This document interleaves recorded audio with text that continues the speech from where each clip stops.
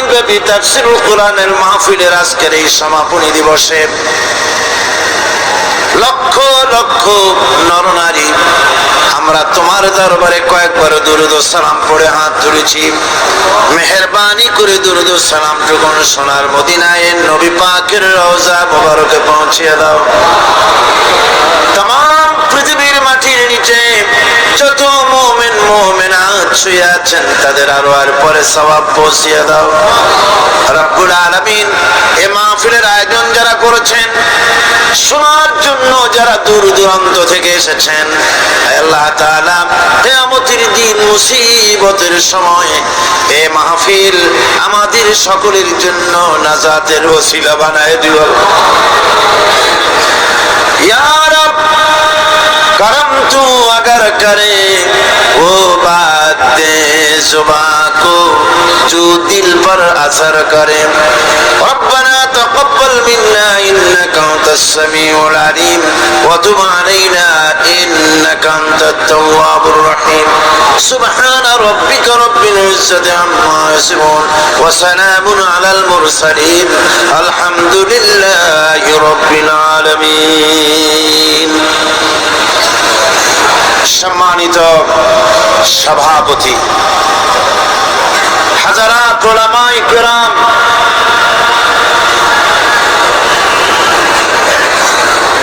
বাংলাদেশ এবং পার্শ্ববর্তী দেশ থেকে আগত সম্মানিত ভাইয়েরা, পর্দার আড়ালের সম্মানিতা বোনেরা, প্রিয় সাংবাদিক বৃন্দ,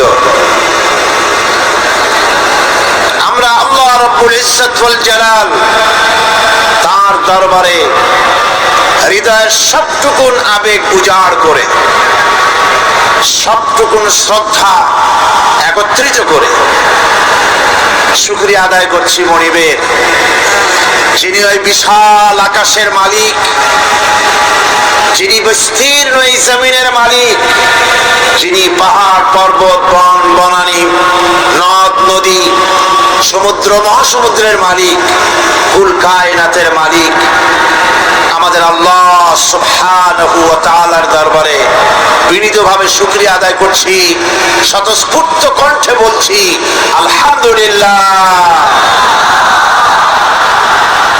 আজকের এই বিশাল তাফসীরুল কোরআন মাহফিলে আসতে পেরে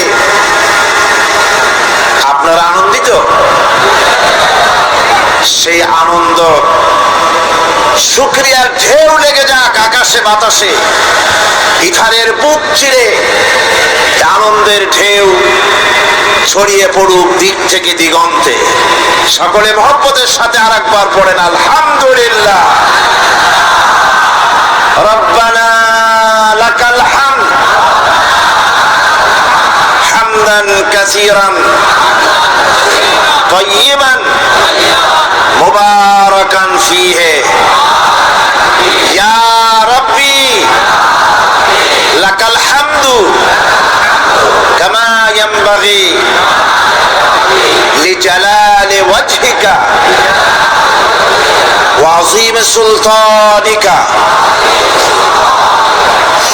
আমরা আল্লাহ পাকের শেখানো ভাষা এবং রাসূল করিম সাল্লাল্লাহু আলাইহি ওয়াসাল্লামের শেখানো ভাষা দিয়ে মনিবের শুকরিয়া আদায় করে নিলাম, এই জন্যে যে তিনি যদি আমাদেরকে সুযোগ না দিতেন আমরা এই মাহফিলে আসতে পারতাম না। কথা ঠিক কিনা?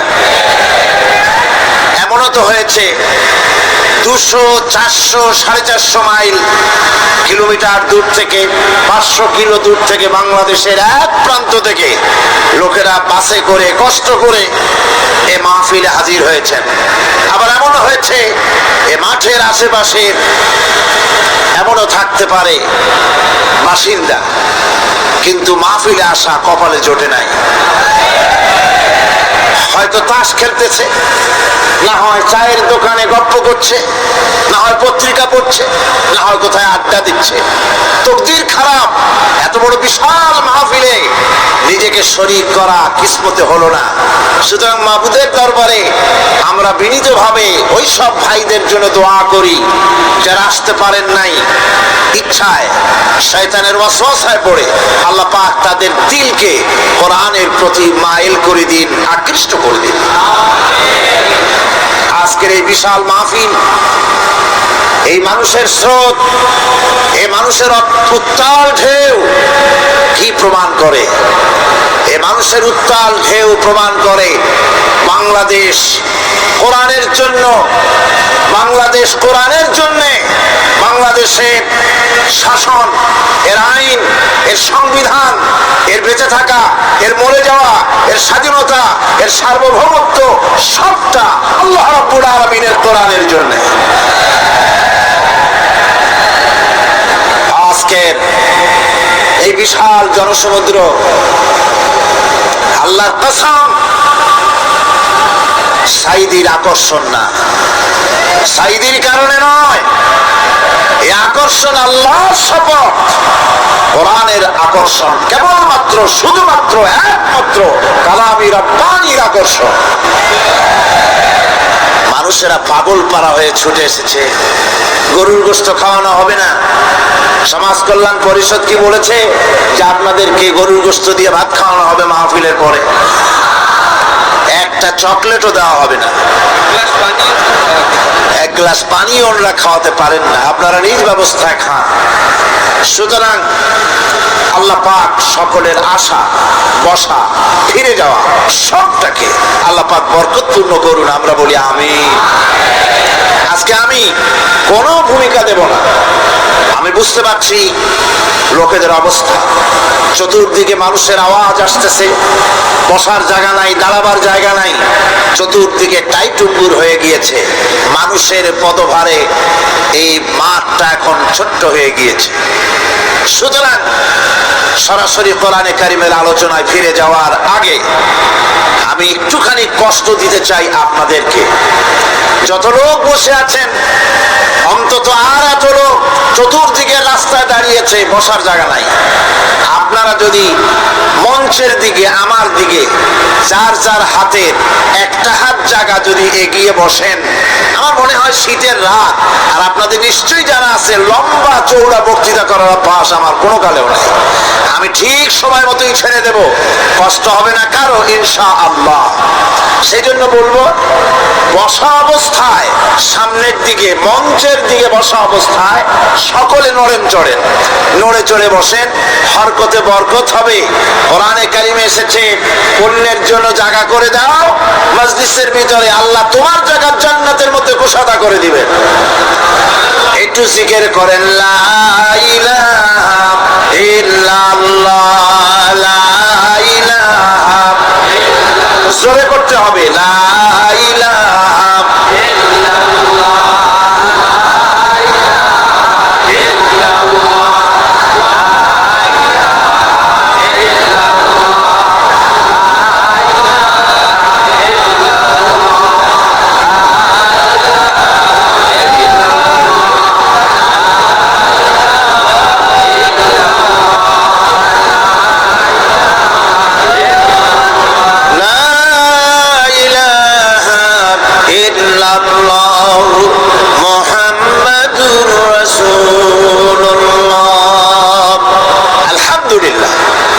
বলেছিলাম আপনাদেরকে একটু নড়ে চড়ে বসতে, আপনারা কষ্ট হচ্ছে আমি বুঝতে পারছি, তারপরেও আপনারা নড়ে চড়ে বসেছেন।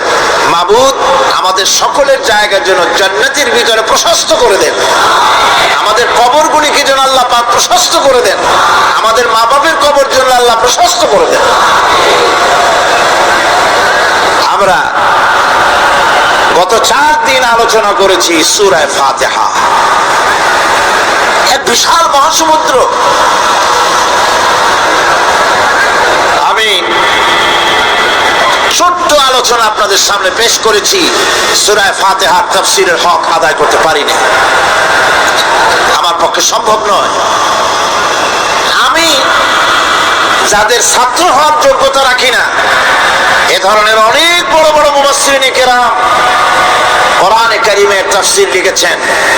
কেউ বলতে পারেন নাই যে তাফসীর লেখার হক আদায় করছি, নতুন করে আর কোনো তাফসীরের দরকার নাই। কেউ বলতে পেরেছেন? পারেন না।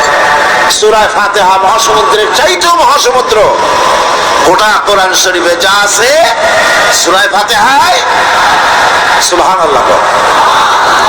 আসুন আমরা গতকাল তার আগের দিনের মতো আজও সূরা ফাতিহা শরীফ তেলাওয়াত করি। আমি অনুরোধ করব, রাস্তা থেকে কথার আওয়াজ আসতেছে, আপনারা যদি কথা বলেন তাহলে নীরবে যারা শুনছে তাদের শোনায় ব্যাঘাত হবে। আপনারা কি গুনাহ কামাই করতে এসেছেন না সওয়াব? যারা কথা বলবেন গুনাহ হবে। কি হবে? সুতরাং আপনারা আঙ্গুল দিয়ে কথা বলা যায়, ফিঙ্গার ল্যাঙ্গুয়েজ, আঙ্গুল দিয়ে কথা বলা যায়, ইশারায়, চোখের ইশারায় কথা বলা যায়। আঙ্গুল দিয়া, হাত দিয়া, চোখের ইশারায় কথা বলুন, মুখ দিয়া কথা বলা বন্ধ করুন, তা না হলে যারা বসে আছেন তারা শুনতে পারবেন না। সবাই গলা ছেড়ে দিয়ে মহব্বতের সাথে সকলে পড়েন আমার সাথে, আউযু বিল্লাহি মিনাশ শাইতানির রাজীম, বিসমিল্লাহির রাহমানির রাহিম, আলহামদুলিল্লাহি রাব্বিল আলামিন, আর রাহমানির রাহিম, মালিকি ইয়াউমিদ্দিন, ইয়্যাকা না'বুদু ওয়া ইয়্যাকা নাস্তাঈন, ইহদিনাস সিরাতাল মুস্তাকিম, সিরাতাল লাযীনা আন'আমতা আলাইহিম গায়রিল মাগদুবি আলাইহিম ওয়ালাদ-দাল্লিন।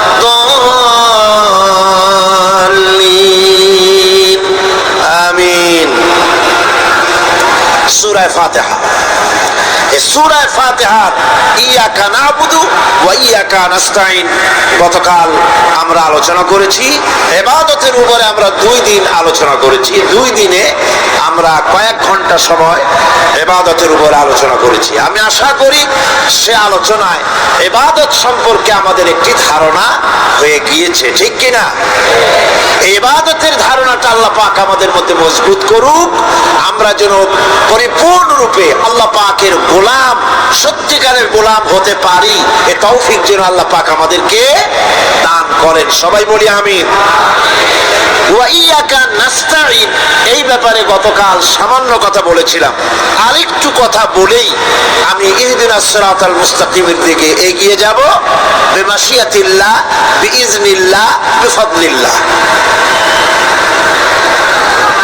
ইয়াকা না'বুদু, কেবলমাত্র আমরা তোমারই ইবাদত করি। ওয়া ইয়াকা নাস্তাঈন, আর কেবলমাত্র তোমারই কাছে সাহায্য চাচিয়া করি, তোমার কাছে সাহায্য প্রার্থনা করি, আর কারো কাছে সাহায্য চাই না। এই ব্যাপারটা ক্লিয়ার হতে হবে। সাহায্য আল্লাহ পাকের কাছেই চেতে হবে। ইবাদতের মধ্যে শরীক করা যাবে না, সাহায্য চাওয়ার ভেতরেও শিরক করা যাবে না। যা কিছু দেবার মালিক সবটা আল্লাহ পাক দিবেন।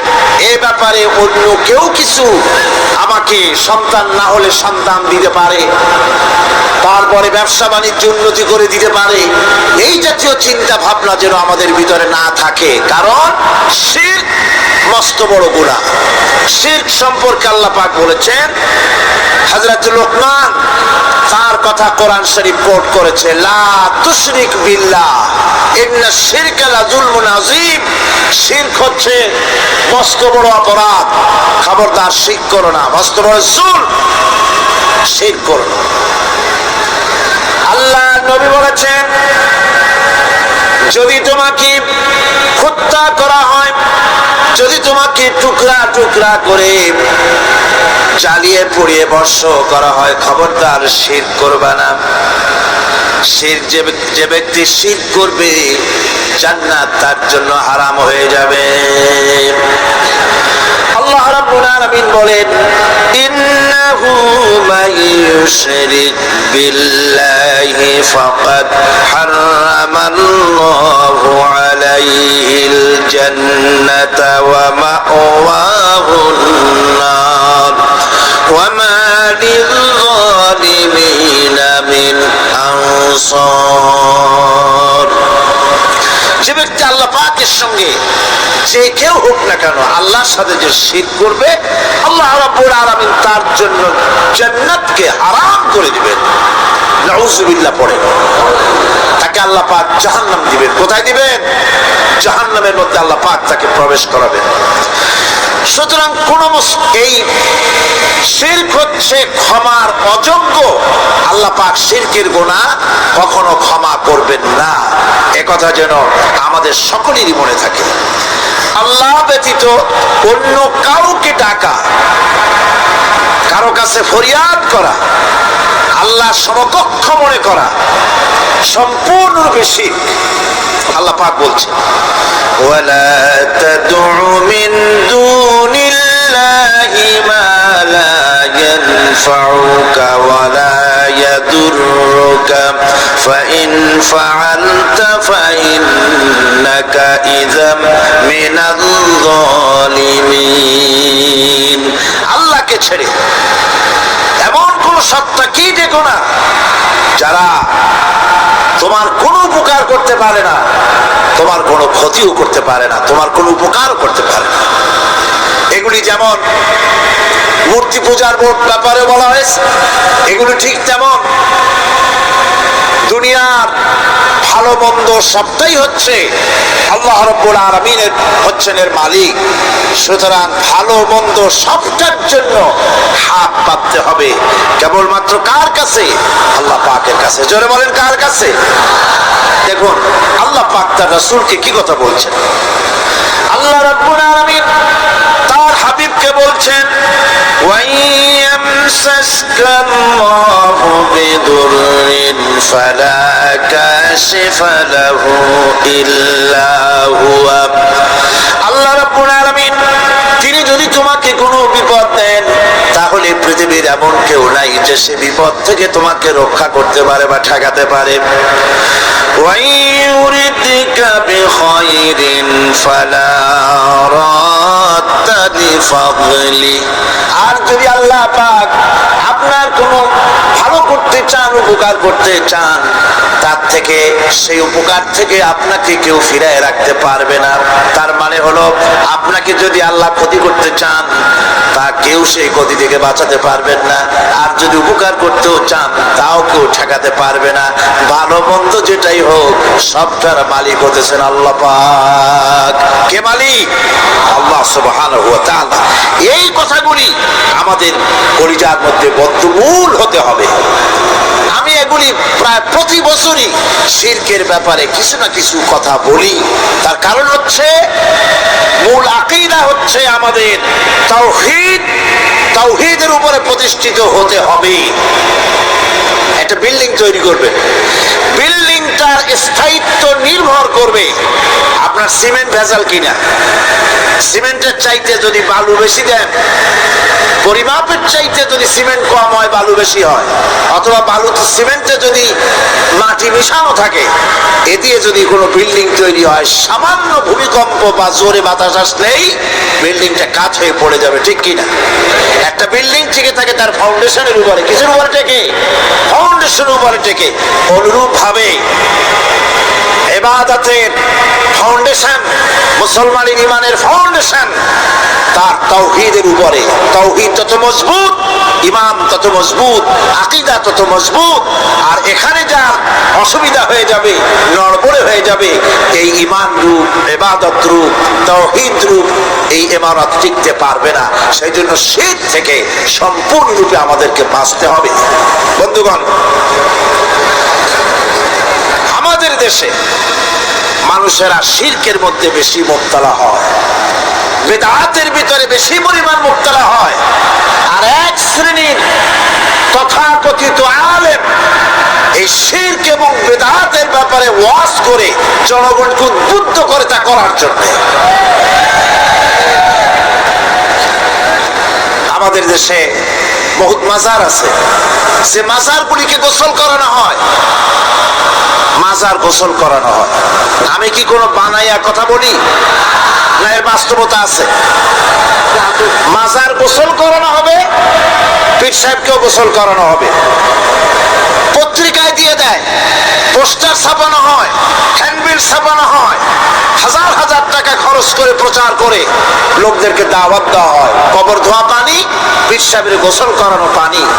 পীর সাহেবের গোসল করাইলো, এই পানি শরীরের কত জায়গা ধুয়ে আসলো, সেই পানি বোতলে ভরে 5 টাকা করে কিনে কিনে লোকেরা খায়। নাউযুবিল্লাহ। এরপরেও ইমানের দাবি কি করে করবে মুসলমান? দুর্ভাগ্য এই মুসলমানের। গোসল শরীফ, নরজ শরীফ, তারপরে খসরো, যে কি সানাসুর নাকি খসরো শরীফ, কি নাম হাবিজাবি বানাইছে আল্লাহ জানে। এখানেই শেষ নয়। হযরতে বড় পীর আব্দুল কাদের জিলানী রাহমাতুল্লাহ আলাইহি, আল্লাহর জবরদস্ত ওলি, সাইয়্যিদ, অত্যন্ত উঁচু মানের আলেম। তার সম্পর্কে এক শ্রেণীর আলেম নামধারী লোকেরা তাকে আল্লাহর কাছে পৌঁছায় দিয়েছে, আল্লাহর সমকক্ষ করে দিয়েছে। তাকে দস্তগীর বলা হচ্ছে। কিসের দস্তগীর? তো বলে যে মেরাজের রাত্রে রাসূল করিম সাল্লাল্লাহু আলাইহি ওয়াসাল্লাম নাকি কোন জায়গায় আছাড় খাইছিলেন, আর উনি গিয়া তার হাত ধরেছেন, এই জন্য বলা হচ্ছে দস্তগীর। তিনি তার হাত ধরে তাকে ঠিক করে দিয়েছেন।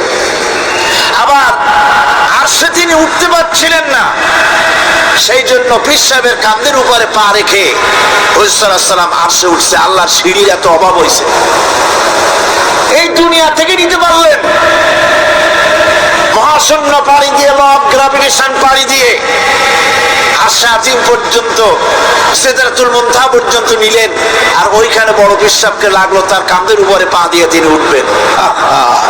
এর চাইতে বিদআত, এর চাইতে বাজে কথা মুসলমানদের জন্য আর কি হতে পারে?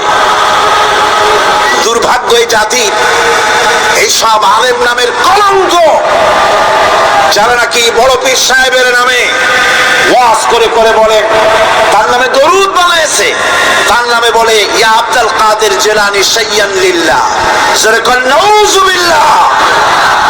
বলা হয়, হে বড় পীর সাহেব, আপনি আল্লাহর রাস্তায় আমাদের কিছু দেন।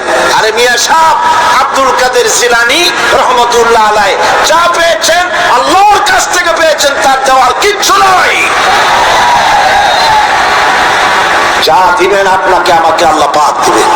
ইয়া গাউস আগিসনি বলা জায়েজ নাই, ইয়া গাউস আগিসনি বলতে হবে আল্লাহ পাক। গাউস কে?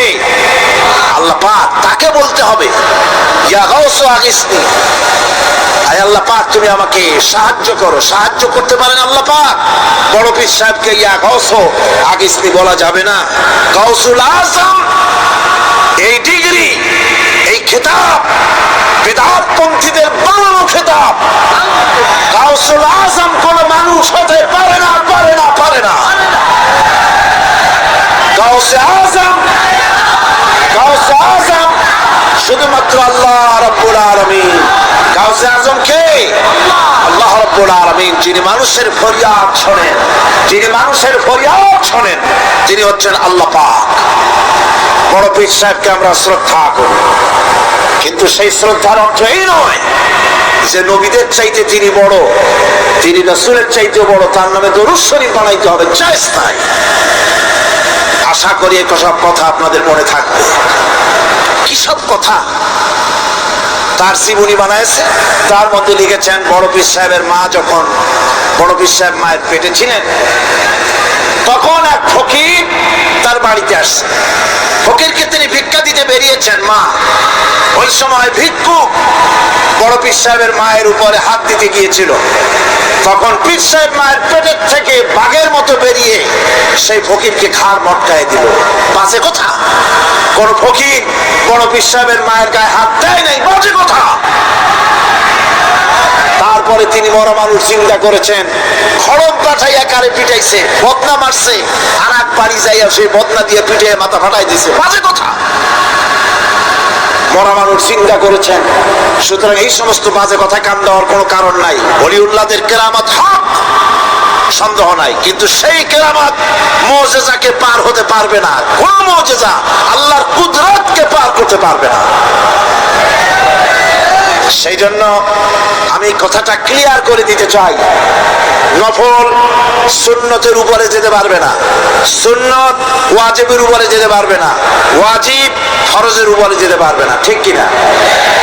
আলেম ওলামা এর মর্যাদা, পীর আলেম ওলামাদের মর্যাদা হচ্ছে তাদের মর্যাদায় তারা আছে। এদের মর্যাদা যত বড় পীর হোক, যত বড় আলেম হোক, সাহাবীদের সমকক্ষ হতে পারবে না, পারবে না, পারবে না। সাহাবায়ে কেরাম রিদওয়ানুল্লাহ তাআলা আলাইহিম আজমাইন, গোটা পৃথিবী কান খুলে শুনুন, গোটা পৃথিবী সমস্ত আলেম, সমস্ত পীর, সমস্ত বুজুর্গ সব যদি এক করা হয়, একজন সাহাবীর জুতার তলা ধুলাও হবে না। যাদের উপরে আল্লাহ সন্তুষ্ট, আর আল্লাহ যাদের উপরে সন্তুষ্ট, তারাই হচ্ছেন সাহাবায়ে কেরাম রিদওয়ানুল্লাহ তাআলা আলাইহিম আজমাইন। সুতরাং ওলামা পীর বুজুর্গ সাহাবীদের সমান নয়, সাহাবীরা কোনদিন নবীর সমান নয়, আর নবীরা কোনদিন আল্লাহর মর্যাদার সমকক্ষ নয়। কথা ক্লিয়ার হয়েছে? সুতরাং আজ আমাদেরকে বুঝতে হবে, ওয়াইয়াকা নাস্তাইন, ইয়াকা নাবুদু, তোমার ইবাদত করি, ওয়াইয়াকা নাস্তাইন, কেবল তোমার কাছেই সাহায্য চাই। খতমে গাউসিয়া বানাইছে, কোথায় পেয়েছে? আমরা ওই ধরনের বুজুর্গদের কথা মানি না। যা কোরআনে নাই, যা হাদিসে নাই, নতুন করে যা তৈরি হয়েছে, মানি না, মানি না। আমাকে দেখতে হবে কোরআনে আল্লাহ পাক কি বলেছেন, হাদিস কি বলেছে। এটার নাম ঈমান, এটার নাম কি? কোরআন হাদিস পড়ে যে ঈমান আর আকীদা রক্তের মধ্যে, কলিজার মধ্যে ঢুকেছে, আমাকে যদি হত্যা করা হয়, আমাকে যদি জ্বালানো হয়, পোড়ানো হয়, এই আকীদা থেকে এক চুল সরে যাব না। এখন আমাদেরকে এই আকীদা মজবুত করতে হবে, গোলামি করব আল্লাহ, সাহায্য চাইব আল্লাহর কাছে। এবার আসেন, আল্লাহ রাব্বুল আলামিন সূরা ফাতিহার ভিতরে আমি বলেছিলাম এটা একটা অভিনন্দন পত্র। এটা কি? অভিনন্দন পত্র। বান্দা অভিনন্দন পত্র পেশ করতেছে কার কাছে? আল্লাহর কাছে। এই অভিনন্দন পত্রের কয়টা ভাগ ছিল? তিনটা ভাগ। প্রথম ভাগে হলো প্রশংসা, দ্বিতীয় ভাগে পরিচয়। মাশাআল্লাহ, মনে আছে সকলে। এবার আসছে তৃতীয় অধ্যায়। এবার মূল দাবি, প্রশংসা করেছি, পরিচয় দিয়েছি, আমরা তোমার বান্দা। এবার প্রশ্ন হচ্ছে, চাও কি? পরিচয় তো শুনলাম, চাও কি? আল্লাহ রাব্বুল আলামিন আমাদেরকে শিখায় দিলেন কত বড় মেহেরবান তিনি, কত দয়ালু তিনি। তার কাছে চাওয়ার ভাষাটাও তিনি আমাদের শিখায় দিলেন। জোরে বলেন সুবহানাল্লাহ। রব্বুল আলামিন আমাদের শিখালেন, এভাবে চাও, ইহদিনাস সিরাতাল মুস্তাকিম সিরাতাল্লাযীনা আন'আমতা আলাইহিম গায়রিল মাগদুবি আলাইহিম ওয়ালাদ-দাল্লিন।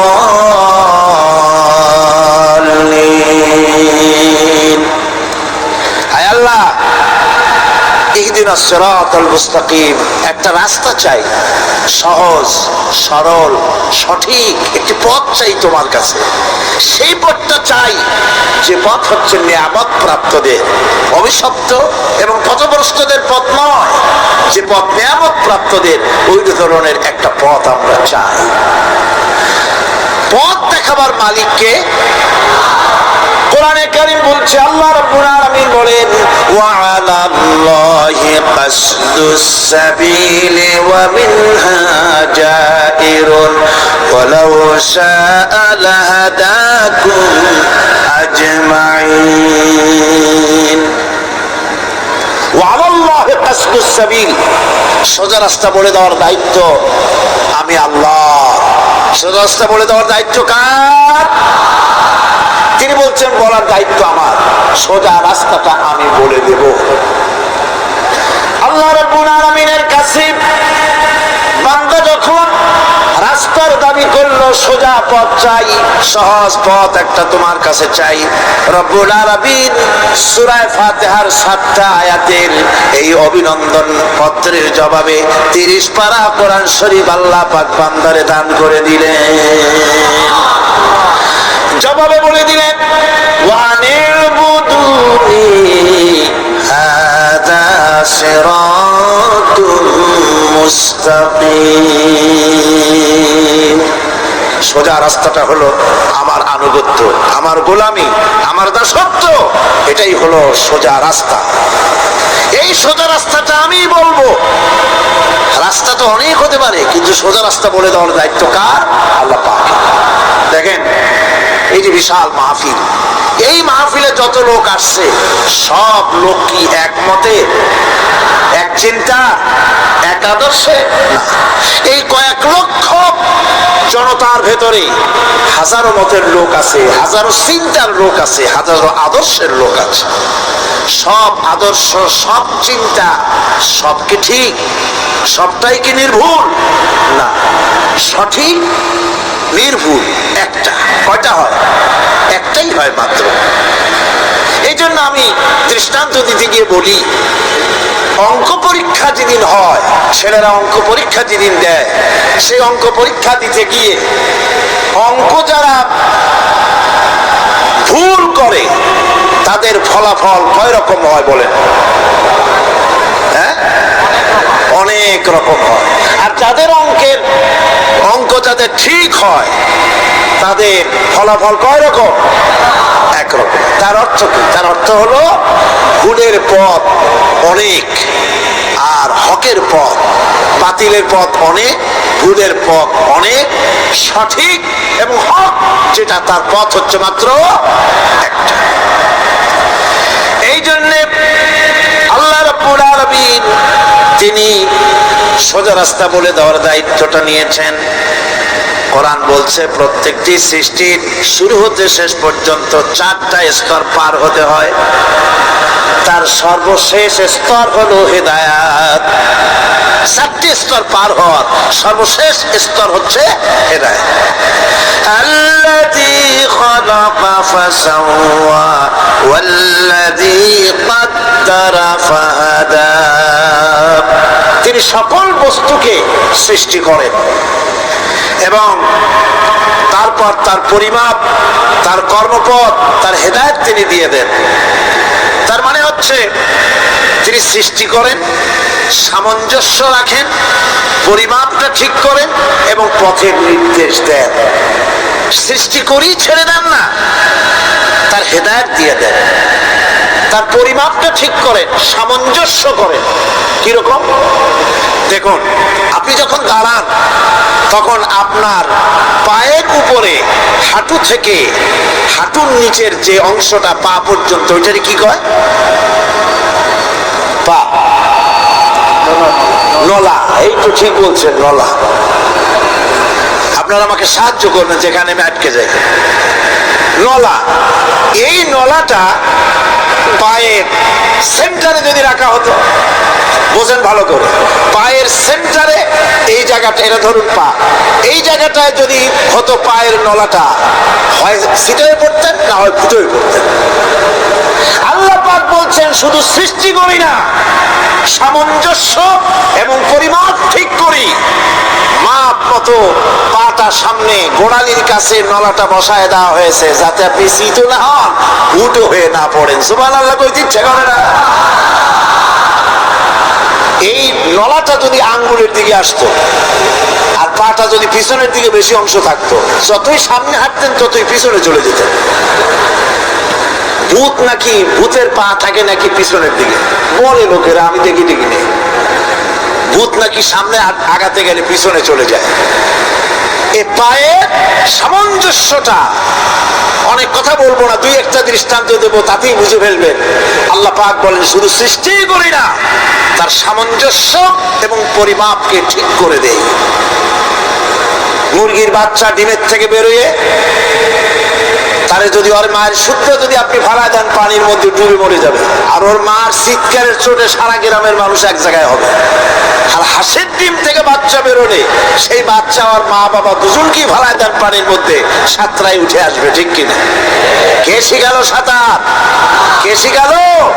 শুধু সৃষ্টি করেন না, আল্লাহ পাক সৃষ্টি করেন, সামঞ্জস্য এবং পরিমাপকে ঠিক করেন এবং তাকে পথের নির্দেশ দেন। এটা হলো সর্বশেষ, সৃষ্টি করে ছেড়ে দেন। যেমন কোরআনে কারীমে হযরত ইব্রাহিম আলাইহিস সালাম তিনি তার সম্প্রদায়ের সাথে যে কথোপকথন করেছিলেন, বিষয়টি আল্লাহ পাক কোরআনে কারীমের মধ্যে কোট করে দিলেন। এই হেদায়েতের বিষয় সেখানে আছে বলে আল্লাহ পাক বিষয়টা কোরআনে জায়গা করে দিলেন। ওয়া ইয ক্বালা ইব্রাহিমু লিআবিহি ওয়া কওমিহি ইন্নানি বারাউম মিম্মা তা'বুদুন ইল্লাল্লাযী ফাতারানি ফাইন্নাহু সায়াহদিন। ইব্রাহিম আলাইহিস সালাম তার পিতা এবং তার গোত্রকে বললেন, তার সম্প্রদায়ের লোকদেরকে, নিঃসন্দেহে আমি মুক্ত, আমি পবিত্র। তোমরা যেসব জিনিস দিয়ে যেসব এর ইবাদত করো, গোলামি করো, আনুগত্য করো, আমি তার থেকে পবিত্র। আমি তো শুধু ইবাদত করি, গোলামি করি সেই স্রষ্টা যিনি আমাকে সৃষ্টি করেছেন। আমার সম্পর্ক শুধুমাত্র সেই সত্তার সাথে যিনি সৃষ্টি করেছেন। আল্লাযী খালাকানি ফাহুয়া ইয়াহদিন, যিনি আমাকে সৃষ্টি করে শুধু সৃষ্টি করেন নাই, আমাকে হেদায়েত দিয়েছেন, আমাকে পথের দিশা দিয়েছেন। ওয়াল্লাযী হুয়া ইউতঈমুনি ওয়া ইয়াসকিন, যিনি আমাকে সৃষ্টি করেছেন, তিনি হেদায়েত দিয়েছেন, আর আমি যখন তৃষ্ণার্ত হই তিনি আমাকে পান করান, আমি যখন ক্ষুধার্ত হই তিনি আমাকে আহার দেন। ওয়া ইযা মারিদতু ফাহুয়া ইয়াশফিন, আর যখন অসুস্থ হই তখন তিনি আমাকে রোগ মুক্ত করে দেন। সুবহানাল্লাহি ওয়া বিহামদিহি। তাহলে কি হলো? অর্থাৎ যে প্রতিপালক, তার প্রতিপালন পদ্ধতি আমার সকল প্রয়োজন মিটান, যিনি আমাকে পান করান, আহার করান, অসুস্থ হলে যিনি আমাকে সুস্থ করেন। হেদায়েতের কামটা তিনি আরেকজনের জন্য রাখেন নাই, তিনি আমার হেদায়েতের ব্যবস্থাও করেছেন। ভাইরা আমার, আল্লাহ রাব্বুল আলামিন শুধু সৃষ্টি করেন নাই, সৃষ্টি করে হেদায়েত দিয়েছেন, মানুষকে হেদায়েতের রাস্তা বলে দিয়েছেন। সঠিক পথ কোনটি সেই পথের কথাও তিনি পরিষ্কার করে বলে দিয়েছেন। এই জন্য আল্লাহ পাক বলেন, কোরআন মাজিদ হেদায়েতকে বিরাট দান বলে ঘোষণা করেছে। মানুষের জন্য যে হেদায়েত আল্লাহ দিয়েছেন তার সবচাইতে বড় দান, জোরে কোন সুবহানাল্লাহ। ইন্না খালাকনাল ইনসানা মিন নুতফাতিন আমশাদিন নাবতালিহি ফাজআলনাহু সামিআন বাসীরা। আমি মানুষের মিলিত শুক্র দ্বারা, নুতফা দিয়ে আমি মানুষ সৃষ্টি করেছি এবং তাকে একে একে বিভিন্ন স্তর পার করেছি। তাকে শ্রবণ শক্তি দিয়েছি, তাকে দর্শন শক্তি দিয়েছি। ইন্না হাদাইনাহুস সাবিলা ইম্মা শাকিরান ওয়া ইম্মা কাফুরা। নিশ্চয়ই আমি তাদেরকে তাদের কর্মপন্থা প্রদান করেছি, আমি তাদেরকে হেদায়েত দিয়েছি, চলার পথের দিশা দিয়েছি।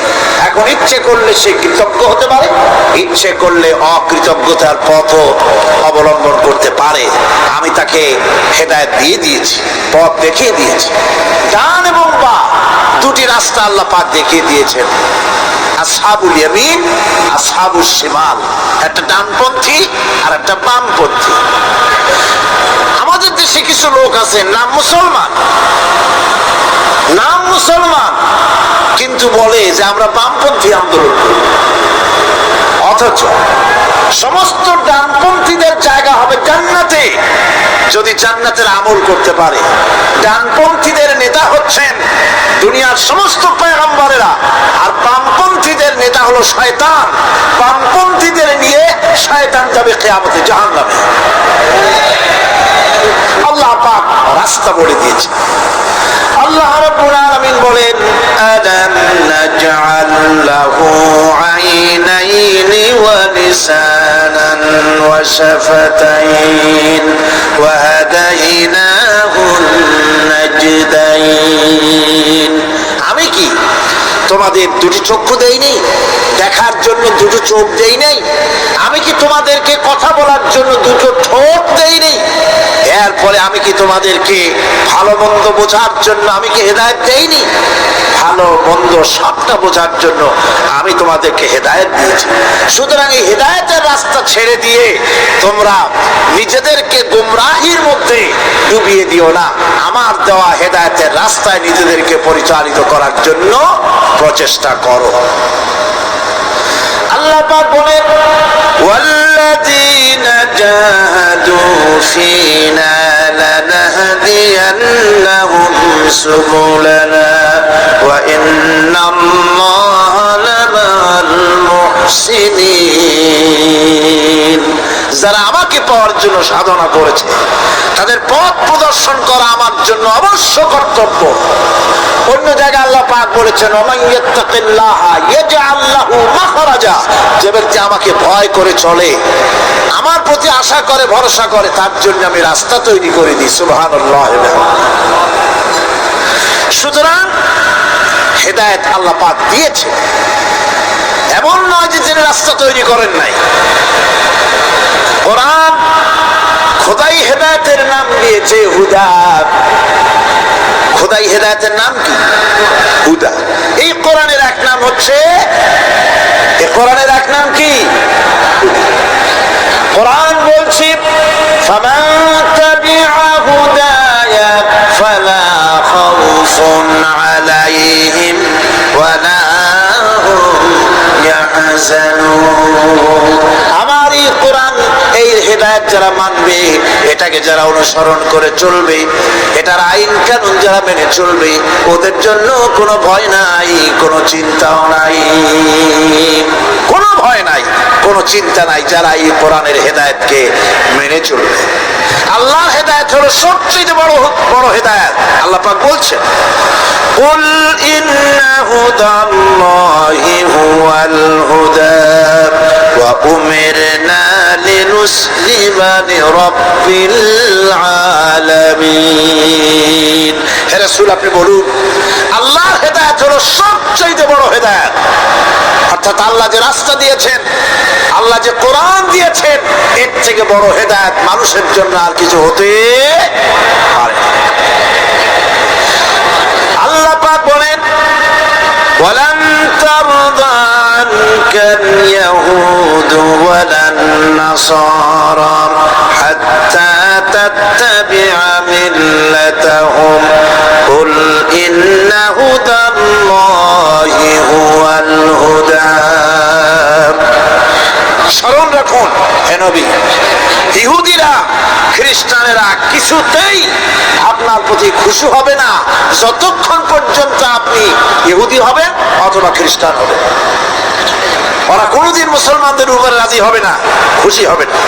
মনে রাখতে হবে, একমাত্র সঠিক পথ ইহুদিদের পথ সঠিক নয়, নাসারাদের পথ সঠিক নয়।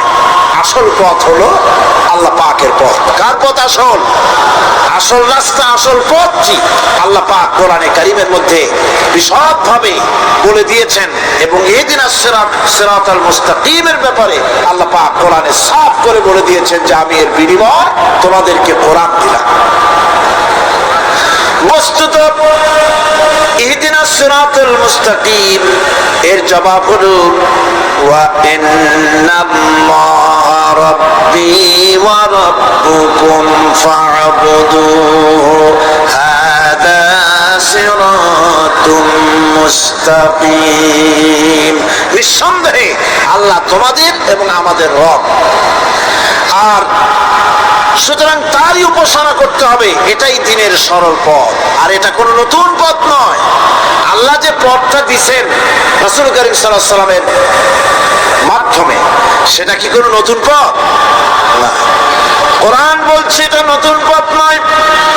শারা'a লাকুম মিনাদ দীন মা ওয়াসা বিহি নূহান ওয়াল্লাযী আওহাইনা ইলাইকা ওয়া মা ওয়াসাইনা বিহি ইব্রাহিমা ওয়া মূসা ওয়া ঈসা আন আকিমুদ দীন ওয়া লা তাতাফাররাকু ফীহি। শারা'a লাকুম মিনাদ দীন, এই দিন তিনি তোমাদের জন্য সেই দিনই মনোনীত করেছেন যা হযরতে নূহ আলাইহিস সালাম এর উপরে তিনি ওসিয়ত করেছেন। যা ওসিয়ত করা হয়েছিল, নসিহত করা হয়েছিল হযরতে নূহ আলাইহিস সালামের প্রতি, তিনি মনোনীত করেছিলেন হযরত নূহ আলাইহিস সালামকে এই দ্বীনকে প্রচার করার জন্য। আর যার উপরে চলার জন্য হযরত ইব্রাহিম, হযরত মূসা, হযরত ঈসাকে নির্দেশ করা হয়েছিল। তাদের সকলের শিক্ষাই ছিল একটা, যে আল্লাহ পাকের দ্বীনকে প্রতিষ্ঠা করো, আর এই ব্যাপারে কোন রকমই নিজেদের মধ্যে পার্থক্য, মতপার্থক্যের সৃষ্টি করো না। এখন কথাটা আরো ক্লিয়ার করে দেই। ইহদিনাস সিরাতাল মুস্তাকিম চাইছিলাম আল্লাহ আমাদেরকে একটা সহজ রাস্তা দাও, সেই সহজ রাস্তা বলে দেওয়ার জন্য এসেছে কোরআন। সেই সহজ রাস্তা বলে দেওয়ার জন্য কি এসেছে? যারা বলেন কি?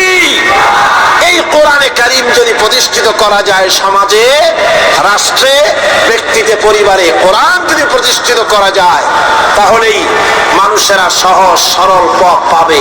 নইলে সহজ সরল পথ পৃথিবীতে আর কারো কাছে নাই। যা আছে সবটা কার কাছে? কোরআনে কারীমের কাছে। এরপরে আমরা বলি সিরাতাল্লাযীনা আন'আমতা আলাইহিম গায়রিল মাগদুবি আলাইহিম ওয়ালাদ-দাল্লিন।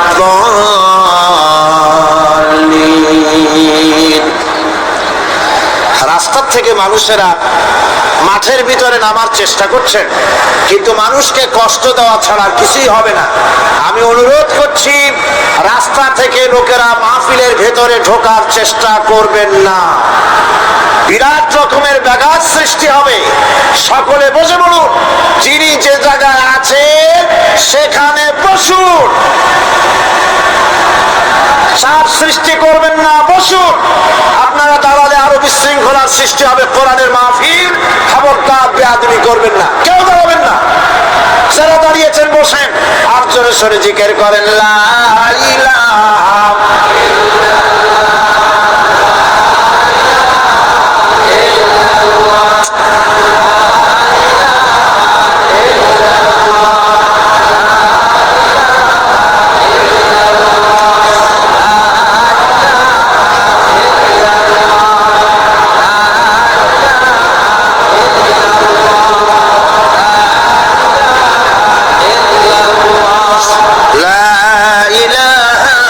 ইল্লাল্লাহ। জোরে করে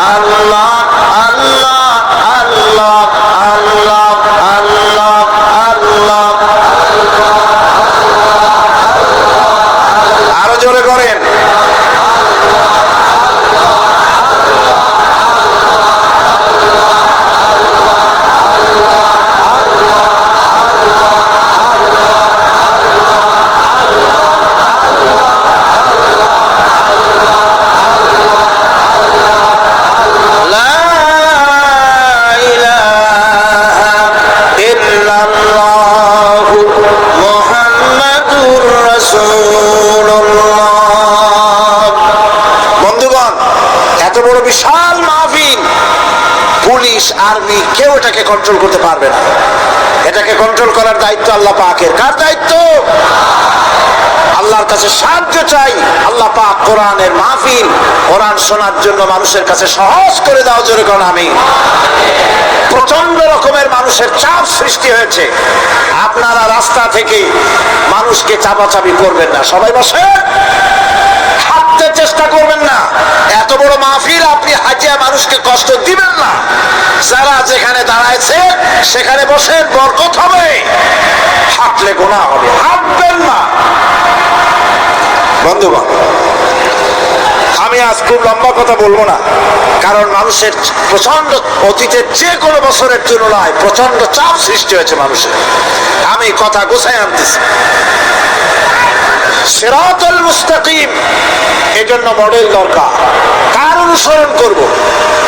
আল্লাহ পাক শিখায় দিলেন, সিরাতাল্লাযীনা আন'আমতা আলাইহিম। পড়েন সবাই, সিরাতাল্লাযীনা আন'আমতা আলাইহিম গায়রিল মাগদুবি আলাইহিম ওয়ালাদ-দাল্লিন। আয় আল্লাহ, অনুগ্রহপ্রাপ্ত দল, সেই রাস্তা, অনুগ্রহপ্রাপ্তদের রাস্তা চাই। তোমার মনোনীত ব্যক্তি, অনুগ্রহপ্রাপ্ত যারা, তাদের পথ অনুসরণ করতে চাই। এই অনুগ্রহপ্রাপ্ত দল কারা, সে কথা কোরআন শরীফে বলা হয়েছে। আল্লাহ রাব্বুল আলামিন বলেন, ওয়া মান ইউতি'িল্লাহা ওয়ার রাসূল ফাউলাইকা মা'আল্লাযীনা আন'আমা আল্লাহু আলাইহিম মিনান নাবিয়্যিনা ওয়াস-সিদ্দীকিন ওয়াশ-শুহাদা والصالحين وحسن أولئك رفيقا। আর যে ব্যক্তি আল্লাহ এবং রাসূলের আনুগত্য স্বীকার করলো, নিঃসন্দেহে সে অনুগ্রহপ্রাপ্তদের সঙ্গী হলো। সেই অনুগ্রহপ্রাপ্ত কারা? নবীগণ। 4 শ্রেণীর লোক। কয় শ্রেণী?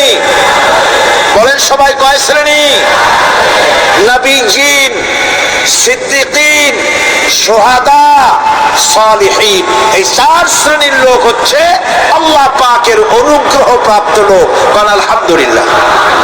এরাই হলো অনুগ্রহপ্রাপ্ত দল। এখন নবী কারা? নবী হচ্ছেন যারা নাকি আল্লাহ পাকের কাছ থেকে ওহী প্রাপ্ত হয়েছে, নিখিল মানুষের চিরন্তন শান্তি এবং কল্যাণের জন্য আল্লাহ পাকের নিকট থেকে সত্যের বিধান লাভ করেছেন। তারাই হচ্ছেন নবী, যারা আল্লাহ পাকের কাছ থেকে ওহী প্রাপ্ত হয়েছে। আর নবীরা হচ্ছেন মাসুম, নবীরা হচ্ছে বেগুনাহ। নবীদের কোনো ভুল নাই, নবীদের কোনো গুনাহ নাই। সুবহানাল্লাহ।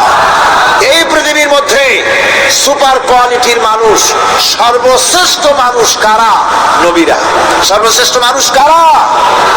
এখানে আবার এক শ্রেণীর লোকেরা বলে যে নবীরে মানুষ পাওয়া যাবে না। আছেন এমন লোক, নবীরে মানুষ পাওয়া যাবে না। কেন? কেন? নবীর সম্মান কত। আচ্ছা, নবীরে মানুষ বলবো না তো বলবো না কি? নবীরা কি ফেরেশতা? যদি ফেরেশতা বলি তাহলে কি নবীদের মর্যাদা বাড়ানো হলো? বলেন আপনারা, বাড়ানো হলো? তাহলে নবীদেরকে কি বলবো? তারা কি জিন? যদি জিন বলি তাহলে তাতে কি মর্যাদা বাড়বে? সবচাইতে মর্যাদা বেশি কার? মানুষের। সুতরাং এক শ্রেণীর লোকেরা খামোখাই আলেম নামধারী লোক, অথচ নবীকে মানুষ বলতে রাজি না। কোরআনে কারীম সাফ করে আল্লাহ পাক পরিষ্কার করে বলেছেন, কুল ইন্নামা আনা বাশারুম মিসলুকুম ইউহা ইলাইয়া আন্নামা ইলাহুকুম ইলাহুন ওয়াহিদ। নবী বলুন, আমি তোমাদের মতো মানুষ, আমার উপরে ওহী আসে। ইন্নামা আনা বাশারুম মিসলুকুম, তোমাদের মতো মানুষ। একটু ভালো করে বিষয়টা বোঝেন। আরো বলেছি আমি, আজকে আবার স্মরণ করায় দেই। আল্লাহ শিখাই দিচ্ছেন, বলুন আমি তোমাদের মতো মানুষ। ফেরেশতা নই, জিন নই, আমার কাছে ওহী আসে। পার্থক্য এখানে। তবে আরো পার্থক্য আছে, সেটা হচ্ছে আমরা হচ্ছি সাধারণ মানুষ, নবীরা হচ্ছেন অসাধারণ মানুষ। সুবহানাল্লাহ। আমরা হচ্ছি মানব, রাসূল আল্লাহর পয়গম্বররা হচ্ছেন মহামানব। কথা বুঝে আসছে? তার মানে হলো আমরা সাধারণ মানুষ, সাধারণ মানুষেরা গুনাহ করতে পারে, ভুল করতে পারে, সব রকমের গুনাহ করতে পারে, নবীরা কোনো গুনাহ করতে পারেন না। আল্লাহ পাক তাদের দিয়ে গুনাহ করান না। আল্লাহ পাক ফেরেশতা দিয়ে, আপন কুদরত দিয়ে নবীদেরকে হেফাজত করেন। সুবহানাল্লাহ। সুতরাং এই কথা বিশ্বাস করতে হবে, সমস্ত নবীরা হচ্ছেন মানুষ। নবীদের আদর্শই কেবলমাত্র আদর্শ, সেই আদর্শকেই গ্রহণ করতে হবে, তাকেই একমাত্র নেতা হিসাবে গ্রহণ করতে হবে। আমার নেতা বলতেও রাজি না। মুশকিল কি এক জায়গায়? কয় যে নেতা বলা যাবে না। কেন? কয় যে ওই যে মানুষেরা বলে, স্লোগান দেয়, আমার নেতা, তোমার নেতা, অমুক তমুক, হ্যান ত্যান, তো এগুলির সাথে নবীরে মিশানো এটা ঠিক না। আচ্ছা, নবীরে নেতা কবো না, কবো না কি? নবী কি হয় নেতা হবে, না হয় অনুসারী হবে, এর বাইরে তো কিছুই নাই। হয় ইমাম, না হয় মুক্তাদি, বাইরে কি?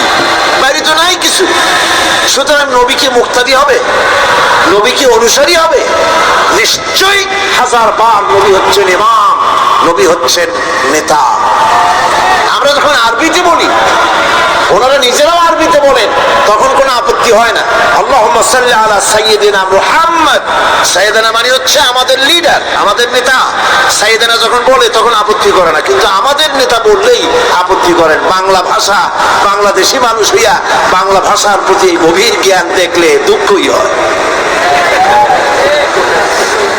বন্ধুগণ, মনে রাখতে হবে, নবী হচ্ছেন মাসুম, বেগুনাহ এবং নেতা, আর মুহাম্মদ সাল্লাল্লাহু আলাইহি ওয়াসাল্লাম হচ্ছেন বিশ্ব নেতা, এটা কোনো সন্দেহ নাই।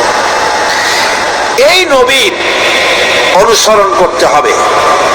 সিদ্দিকিন হচ্ছে সত্যকে যারা উদার, উন্মুক্ত, অকুণ্ঠ চিত্তে, দ্বিধাহীন ভাবে যারা গ্রহণ করেছে, এর বিপরীত যারা করেই নাই, তারাই হচ্ছেন সিদ্দিকিন। হযরতে, যেমন একটা দৃষ্টান্ত, হযরতে আবু বকর সিদ্দিক রাদিয়াল্লাহু তাআলা আনহু, মেরাজ থেকে হুজুর ফিরে এসেছেন সকালবেলা, ফজরের নামাজ পড়ে বসেছেন, কাবা শরীফে তিনি বসে আছেন। তো তখন আবু জাহেল আসছে, এসে বলছে, মুহাম্মদ সাল্লাল্লাহু আলাইহি ওয়াসাল্লাম প্রত্যেক দিনই তো নতুন নতুন কথা কও, আজকে কোনো নতুন কথা আছে? হুজুর বলেন, হ্যাঁ নতুন কথা আছে। কি? বলে, এই তো শেষ রাত্রে জিবরাইল আসছিল, আমারে নিয়ে গেল বাইতুল মুকাদ্দাসে, জেরুজালেমে গিয়ে নামাজ পড়লাম, ওইখান থেকে মহাকাশ পাড়ি দিলাম, 7 আকাশ পাড়ি দিলাম, সিদরাতুল মুনতাহা গেলাম, আরশে আজিম ভ্রমণ করলাম, আল্লাহর সাথে কথা কইলাম, জান্নাত জাহান্নাম দেখলাম, তারপরে আবার এই আয়েশা নামাজ পড়িয়া তোমাদের সাথে কথা বলতেছে। আবু জাহেল কয় যে, খাইছে, যাও, মাথা টাথা একটু ভালো ছিল, এখন তাও সর্বনাশ হয়ে গেছে।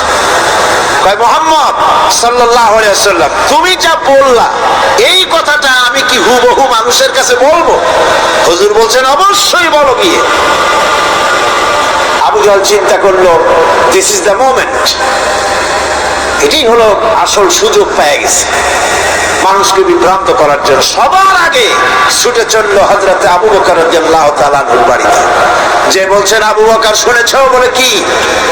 মুহাম্মদ সাল্লাল্লাহু আলাইহি ওয়াসাল্লাম এই রকমের কথা বললো, বেচারার মাথা টাথা যাও ভালো ছিল, শেষ। হুজুর বলছেন, আবু জাহেল আমার রাসূল কি এরকম বলেছেন? আবু জাহেল বলছে, আমার নিজ কানে শুনে আসলাম, এখনো তিনি সেখানে বসা। হযরত আবু বকর বলেন, আবু জাহেল, আমার আল্লাহর নবী তিনি যদি এরকম কথা বলে থাকেন, তাহলে আমি কোনো সন্দেহ পোষণ করি না, অবশ্যই আল্লাহ রাব্বুল আলামিনের হাবিব যা বলেছেন তা সত্য। হযরত আবু বকর রাদিয়াল্লাহু তাআলা আনহু মসজিদে হারামে আসলেন, হুজুরকে জিজ্ঞেস করলেন, হুজুর আবু জাহেল আমাকে এইসব কথা বললো, এগুলি কি ঠিক? হুজুর বললেন, হ্যাঁ। তিনি ঘটনা বয়ান করলেন। হযরত আবু বকর বললেন, হে রাসূল আপনি যা বলেছেন সত্য বলেছেন, আপনার মেরাজ ঠিক হয়েছে, সঠিক হয়েছে, সন্দেহ নাই। হুজুর বলেন, আবু বকর তুমি তো শুধু আবু বকর নাও, তুমি সিদ্দিক। সত্যকে যারা অকুণ্ঠ চিত্তে দ্বিধাহীন ভাবে যারা সত্যের সামনে মাথা নত করেছে, গ্রহণ করে নিয়েছে, দ্বিমত পোষণ করে নাই, কোন রকমের দুষ্ট বুদ্ধির আশ্রয় গ্রহণ করেনি, উল্টা পাল্টা করেনি, এই সমস্ত মানুষেরই হলো সিদ্দিক। আর এদের দলকেই সিদ্দিকিন বলা হয়। তাহলে নবীন, সিদ্দিকিন, এনারা হচ্ছেন নেয়ামত প্রাপ্ত। 3 নম্বরে হচ্ছে শুহাদা। সত্যকে যারা সত্যের সাক্ষী দিয়েছে, সত্যের সাক্ষ্যদাতা। সত্য হচ্ছে ইসলাম। সত্য কি? ইসলাম। সত্য হচ্ছে আল্লাহ, সত্য হচ্ছে নবী, সত্য হচ্ছে কোরআন, সত্য হচ্ছে হাদিস। এই মহাসত্যকে যারা স্বীকৃতি দিয়েছে, নিজেদের কথা দিয়ে, কাজ দিয়ে, ধন দিয়ে, সম্পদ দিয়ে, এমনকি নিজের জীবনটা এই রাস্তায় বিলিয়ে দিয়ে মহাসত্যের চিরস্থায়ী সাক্ষী দিয়ে দুনিয়া থেকে যারা বিদায় হলেন, ওনারা হচ্ছেন শহীদ। আজ রাস্তাঘাটে শহীদ হয়, যার তার নামের আগে শহীদ বসায় দেয়। শহীদ এত সোজা জিনিস নয়। আল্লাহর রাস্তায়, ধর্মের জন্য, ইসলামের জন্য, আল্লাহর জন্য, কোরআনের জন্য, রাসূলের জন্য যারা জীবন দেন, তারাই হচ্ছে শহীদ। এই শহীদদের মর্যাদা আল্লাহ রাব্বুল আলামিন এত বেশি মর্যাদা দান করেছেন। শহীদদের মর্যাদা আল্লাহ পাক দিয়েছেন। কিয়ামতের দিন শহীদদের কোনো বিচার করা হবে না। আল্লাহ রাব্বুল আলামিন শহীদদেরকে বিনা বিচারে জান্নাত দিয়ে দিবেন। শহীদের বিশাল মর্যাদা, বিরাট মর্যাদা। এই শহীদ শাহাদাতের তামান্না প্রত্যেক মুসলমানের ভিতরে থাকতে হবে। হুজুর বলেছেন, শহীদি মওতের যন্ত্রণা পিঁপড়ায় কাটার যন্ত্রণার চাইতে বেশি কিছু নয়। শাহাদাত হচ্ছে এপারে মওত আর ওপারে আল্লাহর সঙ্গে দেখা হয়ে যাবে। শহীদি মওত হচ্ছে আল্লাহর সঙ্গে দেখা করার একটা সেতু বন্ধন, একটি সেতু, একটি ব্রিজ, একটা পুল, একটা সাঁকো। এপারে দুনিয়া, ওপারে আল্লাহ পাকের সঙ্গে দেখা হবে। সুবহানাল্লাহ। ভাইরা, ইসলামের জন্য যারা জীবন দিলেন, যারা শাহাদাত বরণ করলেন, তারা জাতির সম্মানের পাত্র। সেই সম্মান, সেই মর্যাদা আল্লাহ রাব্বুল আলামিন শহীদদের প্রদান করেছেন। হযরত আব্দুল্লাহ জুলবাজাদাইন, যার কথা বুখারীতে লেখা হয়েছে। সুবহানাল্লাহ। যুবক মানুষ ইসলাম কবুল করেছেন। ইসলাম কবুল করতে গিয়ে বাড়ি ঘর, জায়গা জমি কিছুই ছিল না। ছোট্ট অবস্থায় বাবা মারা গেছে, চাচার ঘরে লালিত পালিত হচ্ছিলেন। এরপরে রাসূলের প্রতি ঈমান আনলেন, চাচার ভয়তে পারেন না। হুজুর হিজরত করলেন। আব্দুল্লাহ, তার নাম ছিল আব্দুল উজ্জা। তিনি চলে গেলেন চাচার কাছে। চাচা গো, মুহাম্মদ সাল্লাল্লাহু আলাইহি ওয়াসাল্লাম আল্লাহর নবী, ব্যাপারে তোমার মত কি? তিনি বলেন, আমারও তো তাই মনে হয়। যদি তাই মনে হয়, তার উপর ঈমান আনবেন কিনা? চাচা বলে, না, কখন ঈমান আনবো না। ভাতিজা বলতেছেন, চাচাজি, বছরের পর বছর ধরে অপেক্ষা করতেছিলাম, আমি আপনার অধীনে আছি বলে ইসলাম কবুল করতে পারি নাই। আমার ইচ্ছা ছিল আপনি আগে করবেন, তারপরে আপনাকে দেখা দেখি আমি করব। কিন্তু আপনি যখন ইসলাম কবুল করলেন না আর করবেন না বলে যখন ঘোষণা দিলেন, আপনাকে উপস্থিত রেখে আমি ঘোষণা দিলাম, লা ইলাহা ইল্লাল্লাহু মুহাম্মাদুর রাসূলুল্লাহ। চাচা বলছে, ভাতিজা, এর পরিণাম জানো? কয় না, জানি না। এর পরিণাম হচ্ছে যে তুমি আমার বাড়িতে থাকো, আমার বাড়ি ছাড়তে হবে। বললেন, রাজি আছি। উট, ছাগল, ভেড়া, ঘোড়া যা দিছি ছাড়তে হবে। বলছে, রাজি আছে। চাচা বলছে, শুধু তাই নয়, লুঙ্গি আছে, গায়ে যে জামা আছে আমার পয়সার লুঙ্গি জামা ছাড়তে হবে। ভাতিজা বলছে ইমানের জন্য যা চাও সব ছেড়ে দেব। জামা লুঙ্গি খুলে ফেলে দিয়ে দিলেন। হাদিস। তিনি চলে গেলেন মায়ের কাছে ওই অবস্থায়। মা এই যুবক ছেলেকে উলঙ্গ অবস্থায় দেখে 2 হাত দিয়ে নিজের চোখ চেপে ধরেছেন। বাবা তোমার এই অবস্থা কেন? ছেলে বলছেন মা ঈমান আনার কারণে আমার এই অবস্থা হয়েছে। মা বলে বাবারে কি চাও আমার কাছে? আব্দুল লজ্জা বলছে মা কিচ্ছু চাই না, একটুখানি কাপড় আমারে দাও, আমি বিশ্ব নবী মুহাম্মদ সাল্লাল্লাহু আলাইহি ওয়াসাল্লামের খেদমতে যেতে চাই। মায়ের কাছে পুরোনো কম্বল ছিল, কম্বলটা তিনি দিয়ে দিলেন। হযরতে এখনো তো সে মুসলমান হয়নি, ওই কম্বলটা ছিঁড়ে নিয়ে 2 টুকরা করে কম্বলটা পরলেন, আদাটা তাতে করে হাঁটু ঢাকে না, আর একটা কোন রকম গায়ে দিলেন। এরপরে হেঁটে হেঁটে কষ্ট করে মদিনায় চলে গেলেন। মসজিদে নববীর ভিতরে ঢুকে দরজার কাছে বসা বিশ্বনবী জনাবে মুহাম্মদ রাসূলুল্লাহ সাল্লাল্লাহু আলাইহি ওয়াসাল্লাম মসজিদে নববীতে যুবক, হাঁটুর উপরে কাপড়, মাথার চুল উস্কো খুস্কো চেহারা, ক্ষুধার্ত চেহারা। হুজুর জিজ্ঞেস করছেন তুমি কে? তিনি বললেন আমার নাম আব্দুল লজ্জা, তোমার এই অবস্থা কেন? তিনি বললেন হুজুর ঈমান আনার জন্য বাড়ি ঘর জায়গা জমিন উট বাছুর সব হারাইছি, এমনকি পরনের লুঙ্গিও আমার দেয় নাই, মার কম্বলটা ছিঁড়িয়ে এনেছি। নবীজি আসহাবে সুফফার ভিতরে তাকে বসতে দিলেন, তাকে থাকতে দিলেন, আর বললেন তার কোরআন শরীফ শিখাবা। আব্দুল লজ্জাকে হুজুর বললেন তোমার নাম উজ্জা নয়, তোমার নাম আব্দুল্লাহ। হাদিস শরীফে এসেছে আল্লাহর কাছে 2টা নাম বেশি প্রিয়, একটা হচ্ছে আব্দুল্লাহ আর একটা হচ্ছে আব্দুর রহমান। মুসলমান হলেন, এরপরে আসহাবে সুফফার মধ্যে বসে আছেন, কোরআন শরীফ জোরে জোরে তেলাওয়াত করেন।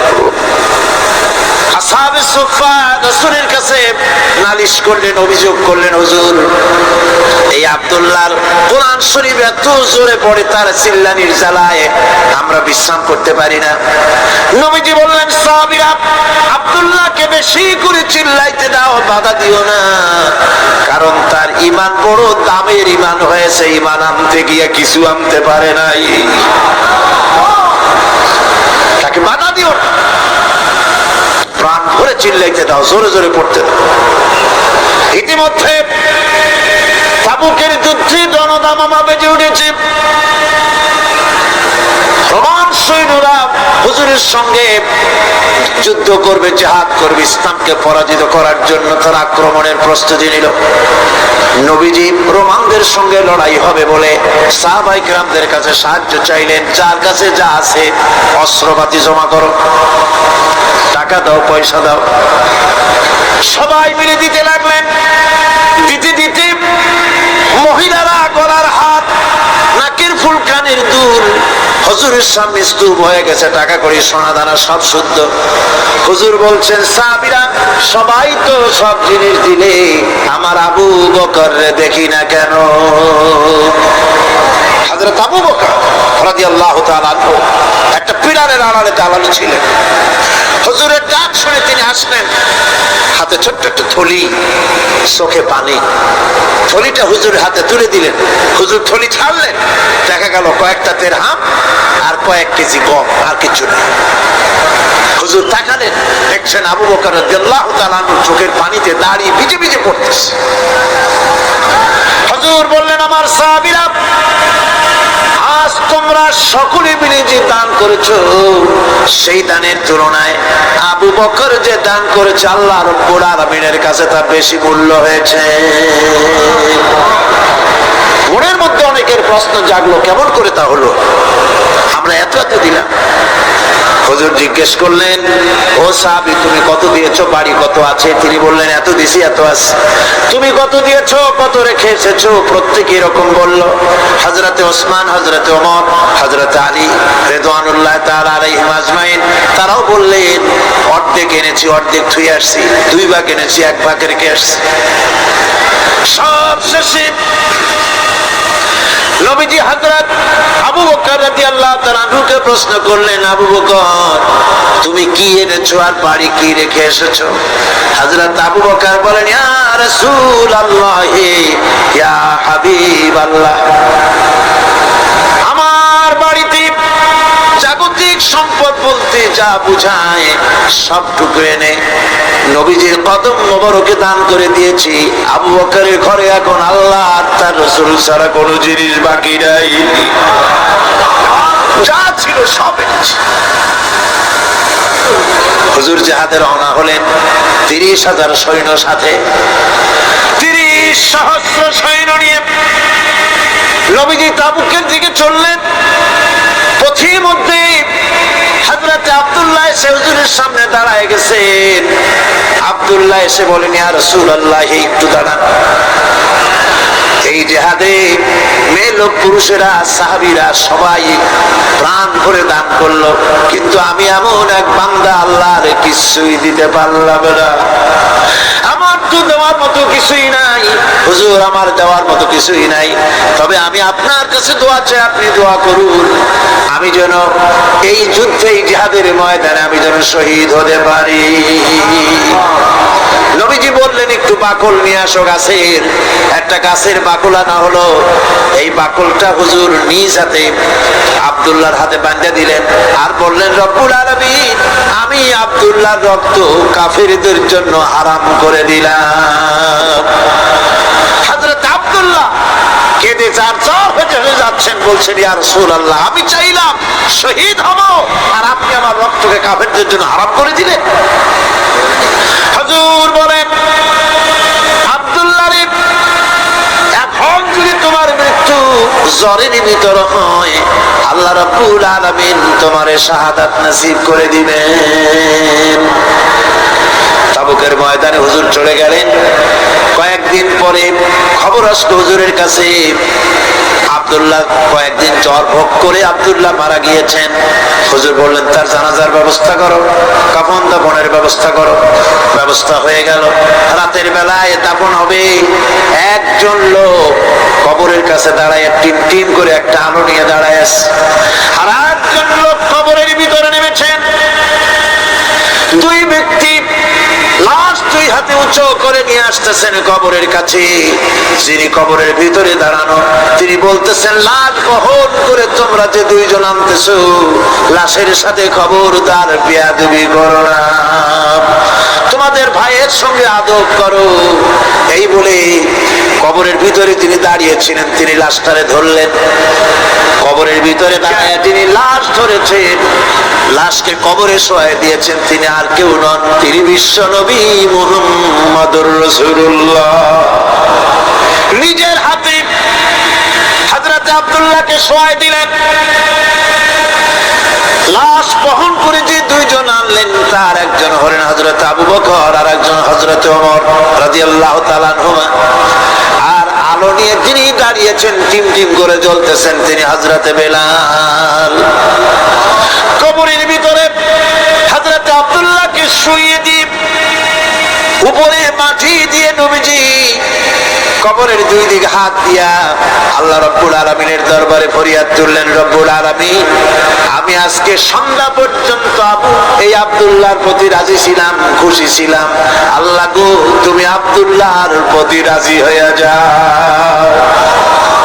হযরত ইবনে মাসউদ রাদিয়াল্লাহু তাআলা আনহু পাশে দাঁড়ানো ছিলেন।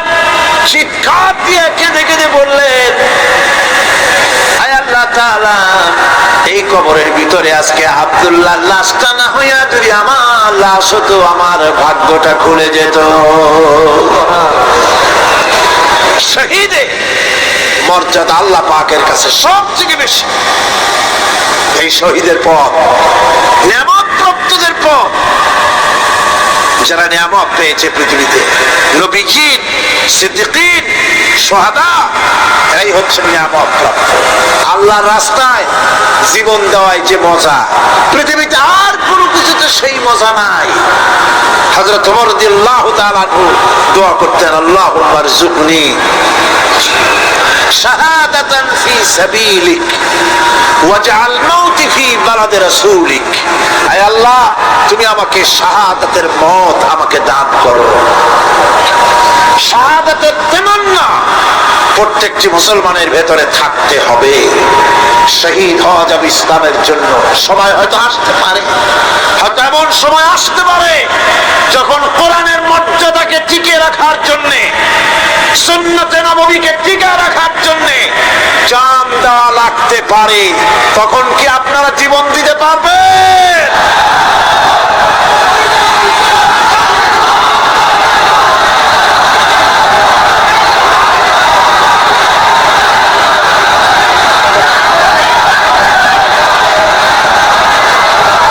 এরপরে চতুর্থ নম্বরে হচ্ছে সালিহিন। চতুর্থ নম্বরে কি? সালিহিন। সালিহিন হচ্ছে জীবনের প্রত্যেকটি ক্ষেত্রে যারা একনিষ্ঠভাবে আল্লাহর বিধান পালন করেছেন, যারা পুণ্যের সাথে সুদৃঢ় থেকেছেন, যারা অটল থেকে পুণ্যের সাথে হকের সাথে অটল থেকেছে, কোন অবস্থাতেই ইসলামী আদর্শের বিরুদ্ধাচরণ করেনি, তারাই হচ্ছেন সালিহিন। ইসলামের আদর্শ ছাড়ে নাই, পরিত্যাগ করে নাই, জীবনের সবকিছুর বিনিময় এটাকে আঁকড়ে ধরে থেকেছেন, ইসলামী আদর্শের পরিপন্থী কিচ্ছু করেন নাই। এরা হচ্ছেন সালিহিন। কোন আলহামদুলিল্লাহ। আল্লাহর অনুগ্রহ প্রাপ্ত কয় শ্রেণী? 4 শ্রেণী। নবীগণ, সিদ্দিকীন, শুহাদা, সালিহিন, এই 4 শ্রেণীর লোকেরাই হচ্ছে নিয়ামত। আমরা বলেছি সিরাতাল্লাযীনা আন'আমতা আলাইহিম গায়রিল মাগদুবি আলাইহিম ওয়ালাদ-দাল্লিন।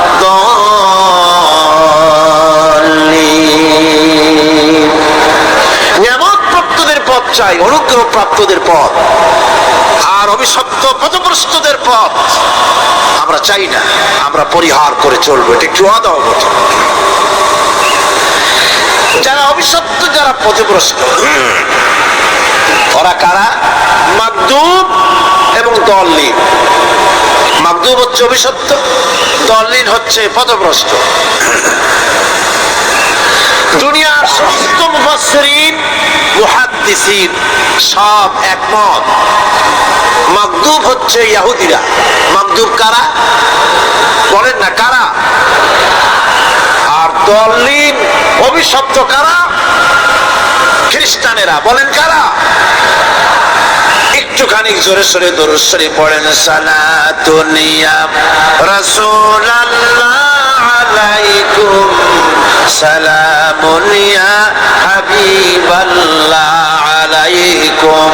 জোরে পড়েন।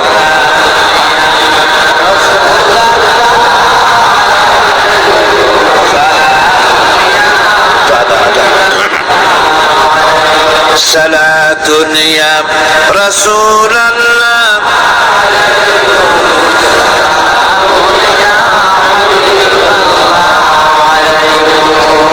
ভাইরা, ইহুদিদের অভিশপ্ত হওয়ার কারণটা কি? আল্লাহ রাব্বুল আলামিন বলেন, শোনো কারণ কি? ওয়াদরিবাত আলাইহিমুল মাসকানাতু যালিকা বিআন্নাহুম কানু ইয়াকফুরুনা বিআয়াতিল্লাহি ওয়া ইয়াকতুলুনাল আমবিয়া বিগাইরি হক। যালিকা বিমা আসাউ ওয়া কানু ইয়াতাদুন। তাদের উপর দারিদ্র এবং অসহায়তার অভিশাপ বর্ষিত হয়েছে। এর কারণ হলো তারা আল্লাহ পাকের আয়াতকে অস্বীকার করেছে, তারা অকারণে আল্লাহর নবীদেরকে হত্যা করেছে এবং প্রত্যেকটি ব্যাপারে আল্লাহর শরীয়তের সীমা লঙ্ঘন করেছে। যুরিবাত আলাইহিমুল যিল্লাতু ওয়াল মাসকানা ওয়া বাউ বিগাদাবিন মিনাল্লাহ। আল্লাহ পাক বলেছেন চিরকাল ইহুদিরা অভিশপ্ত, তাদের কোন আবাসস্থল হবে না, সারা জীবন ঘুরে বেড়াবে। আপনারা বলবেন ওই ঘুরে বেড়ায় না তো, তাদের তো জায়গা হয়েছে জেরুজালেমে, ইসরায়েলে, সেখানে তারা জায়গা করে নিয়েছে। তাহলে এটা কেমন হলো? এটা এইভাবে হচ্ছে, ওখানে তাদেরকে প্রতিষ্ঠিত করেছে আমেরিকা, ঠিক কিনা?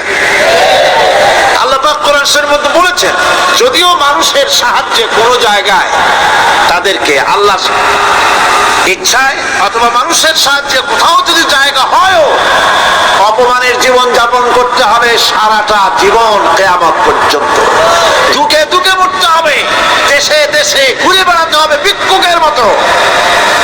সে অবস্থাই হয়েছে। আমেরিকা ওদের উপর থেকে হাত উঠায়নি। মধ্যপ্রাচ্যের আজকের ২০ ফোড়া ইসরায়েল, আমেরিকা যদি তাদের রুবুবিয়াতে প্রতিপালনের হাতটা উঠায় নেয়, তাহলে আরব দেশে যত লোক আছে যুদ্ধ করা লাগবে না, এক পাশে গিয়ে পেশাব করলে ভাসিয়া লোহিত সাগরে চলে যাবে। সুতরাং এই ইহুদিদের পথ অনুসরণ করা যাবে না। ইহুদিরা অপরাধ করছিল কি? একটু আগেই বললাম, তারা আল্লাহর আয়াতকে অস্বীকার করেছে, তারা নবীদেরকে হত্যা করেছে, এটাই হলো তাদের অপরাধ। তারা শরীয়তের ব্যাপারে বাড়াবাড়ি করেছে। আর খ্রিস্টানরা, তাদের অপরাধ কি? তাদের অপরাধ হচ্ছে তারা আল্লাহর বিধানের উপরে তারাও বাড়াবাড়ি করেছে। তারা নিজেদের আল্লাহর বিধান বাদ দিয়ে নিজেদের মন গড়া জীবন যাপন শুরু করেছে। তারা ঈসা আলাইহিস সালামকে আল্লাহর ছেলে বানাইছে। তারা মদ খায়, তারা জিনা করে, তারা শুকর খায়। তাদের উপরে শরীয়তকে সম্পূর্ণ বুড়াঙ্গুন দেখায়া তারা মুশরিকের চাইতেও খারাপ হয়ে গিয়েছে, ঠিক কিনা? এরা, হিন্দুরা কখনো বলে না যে আল্লাহর ছেলে মেয়ে আছে, বলে নাকি? কিন্তু ওরা আল্লাহর ছেলে বানাইছে, মেয়ে বানাইছে, বউ বানাইছে। নাউযুবিল্লাহ। আমেরিকায়, ইংল্যান্ডে, সেসব জায়গায় গির্জায় আজ আর খ্রিস্টান যাওয়ার লোক নাই। সপ্তাহে একদিন ইবাদত করে, সানডে। সেই সপ্তাহের একদিন ইবাদত করতে লোক পাওয়া যায় না। সেদিন তারা ফুর্তিনার্তি করার জন্য বউ বাচ্চা নিয়ে, মদ টদ নিয়ে, সিবিচি গিয়ে কাপড় চোপড় ভালাইয়া যা খুশি তাই করে। তারা মসজিদে আসে না, কি বলে, গির্জায় যায় না। ফলে আমার নিজের চোখে দেখেছি বহুত গির্জা এমন আছে যার সামনে লেখা আছে ফর সেল, বিক্রয়ের জন্য। এই সাইনবোর্ড যখন লাগায়, এলাকার মুসলমানেরা চান্দা তুলিয়া গির্জা কিনা সব সমানে মসজিদ বানাইতেছে। ইংল্যান্ডে আজ থেকে 100 বছর আগে মসজিদ ছিল মাত্র একটা। সেই গ্রেট ব্রিটেনে এখন মসজিদের সংখ্যা 7,000-এর উপরে। আলহামদুলিল্লাহ। সুতরাং এই খ্রিস্টান এবং ইহুদিদের পথ অনুসরণ করা যাবে না। কিন্তু তারপরেও আমরা অনুসরণ করছি না, করছি না? করছি। বিশ্বকবি, কবি সম্রাট আল্লামা ডক্টর ইকবাল রহমাতুল্লাহ আলাইহি সুন্দর করে বলেছেন, ওয়াদা মে হো তুম নসারা তু তামাদ্দুন মে হুনুদ, ওয়াদা মে হো তুম নসারা তু তামাদ্দুন মে হুনুদ, ये मुसलमान है जिन्हें देख के शर्माए यहूद। চাল চলনে হিন্দু তুমি, বেশভূষাতে খ্রিস্টান, মুসলমান এই যারে দেখে ইহুদ করে লজ্জা জ্ঞান। তুমি নাকি মুসলমান? কাপড় চোপড় দেখলে মনে হয় তুমি তো খ্রিস্টান। জামা কাপড়, তোমার অবস্থা দেখলে মনে হয় তুমি খ্রিস্টান। উঠা বসা, বিয়ে শাদী, সংস্কৃতি দেখলে মনে হয় তুমি হিন্দু, আর তোমার লেনদেন দেখলে ইহুদিরা পর্যন্ত তোমাকে ঘৃণা করে। কথা ঠিক কিনা? কথা ঠিক কিনা? এই হলো মুসলমানদের অবস্থা। সুতরাং আল্লাহ পাক বলছেন ইহুদিদেরকে ছাড়তে হবে, খ্রিস্টানদের অনুকরণ ছাড়তে হবে। ইহুদি খ্রিস্টান সকলের অনুকরণ ছেড়ে দিয়ে নিয়ামত প্রাপ্ত ওই 4 শ্রেণীর লোকের অনুসরণ করতে হবে, তাহলেই খাঁটি মুসলমান হওয়া যাবে। বল আলহামদুলিল্লাহ। এই হলো সূরা ফাতিহা, যা গত আজকের দিন সহ 5 দিন আমরা আলোচনা করলাম। বল আলহামদুলিল্লাহ। এখন এই সূরা ফাতিহাকে আমি আপনাদের পকেটে উঠাই দিতে চাই, যাতে করে মনে থাকে। 5 দিনের অনেক কথা এক জায়গায় করে দিলে মনে করতে সুবিধা হবে, ঠিক কিনা? মনে রাখতে সুবিধা হবে। সূরা ফাতিহা আয়াত কয়টা? এই 7টি আয়াতের 7টি শিক্ষা আছে। সূরা ফাতিহার শিক্ষা 1, সকল প্রশংসা কেবলমাত্র,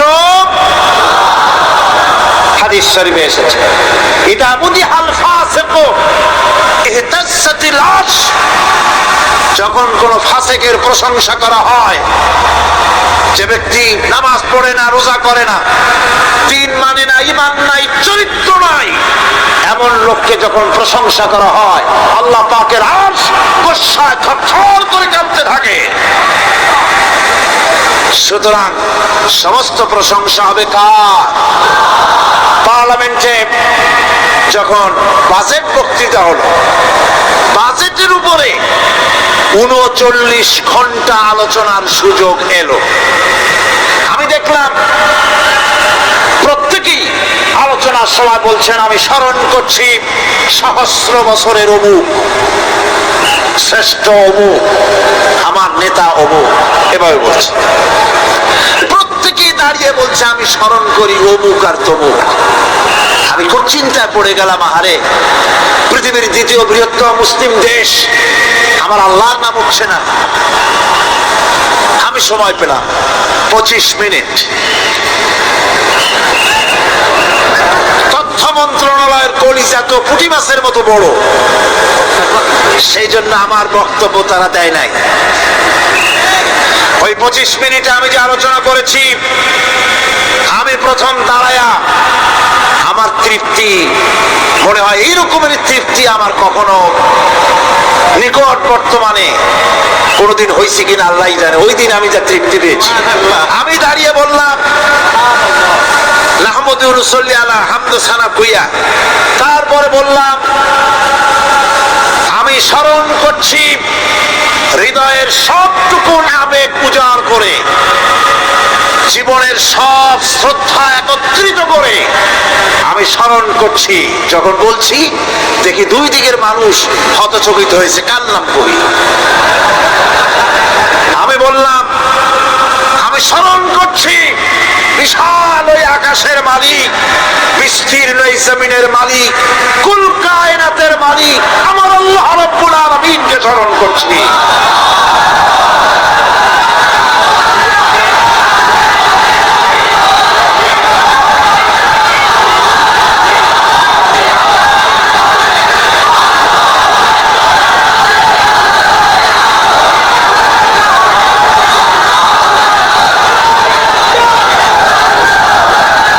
সুতরাং আমি দারুণ তৃপ্তি পেয়েছি। আপনাদেরকেও বলি, প্রশংসা হবে কেবলমাত্র আল্লাহ পাকের। প্রশংসা কার? আর প্রশংসা হবে বিশ্ব নবী জনাবে মুহাম্মদ রাসূলুল্লাহ সাল্লাল্লাহু আলাইহি ওয়াসাল্লাম। চিৎকার মেরে সারা জীবন আল্লাহ এবং রাসূলের প্রশংসা করতেই সব আমাদের করতে হবে মুসলমানদের, তাই। আর প্রশংসা করব যারা আমার রাসূলের, আল্লাহর হুকুম মানে আর আমার রাসূলের অনুসরণ অনুকরণ যারা করে, তারা আমাদের সম্মানের পাত্র। আলহামদুলিল্লাহ। 2, শেষ বিচারে একমাত্র মালিক হচ্ছেন আল্লাহ পাক। সূরা ফাতিহার দ্বিতীয় শিক্ষা, শেষ বিচারের দিন, ডে অফ জাজমেন্ট। শেষ বিচারের দিনের মালিককে? একচ্ছত্র অধিপতি আল্লাহ রাব্বুল আলামিন। যেদিন কেউ কথা বলতে পারবে না আল্লাহ পাকের নির্দেশ ছাড়া, সেই হাসরের মাঠের একচ্ছত্র মালিক আল্লাহ পাক। সুপ্রিম কোর্টের সুপ্রিম কোর্ট, সমস্ত জাস্টিসদের জাস্টিস হবেন আল্লাহ সুবহানাহু ওয়া তাআলা। এটা হলো দ্বিতীয় শিক্ষা, মনে রাখতে হবে। সেদিন আল্লাহ পাক তিনি বিচার করবেন, কঠিন বিচার হবে সেদিন, এটা মনে রাখতে হবে। 3 নম্বরের শিক্ষা হচ্ছে সূরা ফাতিহার শিক্ষা নাম্বার 3, জীবনের সকল ক্ষেত্রে গোলামি, আনুগত্য, দাসত্ব একমাত্র কেবলমাত্র শুধুমাত্র আল্লাহ রাব্বুল আলামিনের। গোলামি কার হবে? চিল্লায়া বলেন, কার হবে? 3। 4 নম্বরে সাহায্য চাইতে হবে কেবলমাত্র কার কাছে? আল্লাহ পাকের কাছে। 5, হেদায়েতের গ্রন্থ হিসাবে গ্রহণ করতে হবে আল্লাহ পাকের কোরআনে কারীমকে। 6, অনুসরণ করতে হবে কেবলমাত্র নবীয়িন, সিদ্দিকিন, শুহাদা, সালেহিনদেরকে। 7, জীবনের সকল স্তর থেকে ইহুদি এবং নাসারাদের প্রভাব মুক্ত করতে হবে নিজের জীবনকে। ইহুদি, নাসারা, আল্লাহ বিরোধী যারা মুশরিক, নাস্তিক, মুরতাদ, এই সবগুলি থেকে নিজেকে মুক্ত করতে হবে। গোলামি হবে কেবলমাত্র আল্লাহ পাকের। আর এইভাবে 7টি আয়াতের 7টি শিক্ষা আপনাদের সামনে পেশ করলাম। আল্লাহ রাব্বুল আলামিন এগুলি যেন মানার তৌফিক আমাদের দেন, আমরা বলি আমিন। আর জোরে বলেন আমিন। বন্ধুগণ, গায়রিল মাগদুবি আলাইহিম ওয়ালাদ-দাল্লিন আমরা পড়ি, ইহুদি এবং খ্রিস্টানের পথ অনুসরণ করব না বলি, কিন্তু এই তো 1 জানুয়ারি আসতেছে। 1 জানুয়ারি 1997 সন, 31 ডিসেম্বর রাত 12টা 1 মিনিটের সময় বাংলাদেশের শহর সমূহে বাজি পোড়ানো শুরু হয়। কথা ঠিক কিনা? আমি জিজ্ঞেস করতে চাই, এটা কি খ্রিস্টানের দেশ? জোরে বলেন, এটা কি খ্রিস্টানের দেশ? অবশ্য আমাদের দেশে খ্রিস্টান, হিন্দু, বৌদ্ধ যারা আছে তারাও আমাদের নাগরিক, সন্দেহ নাই। কিন্তু এই দেশ হচ্ছে পৃথিবীর 2য় বৃহত্তম মুসলিম দেশ।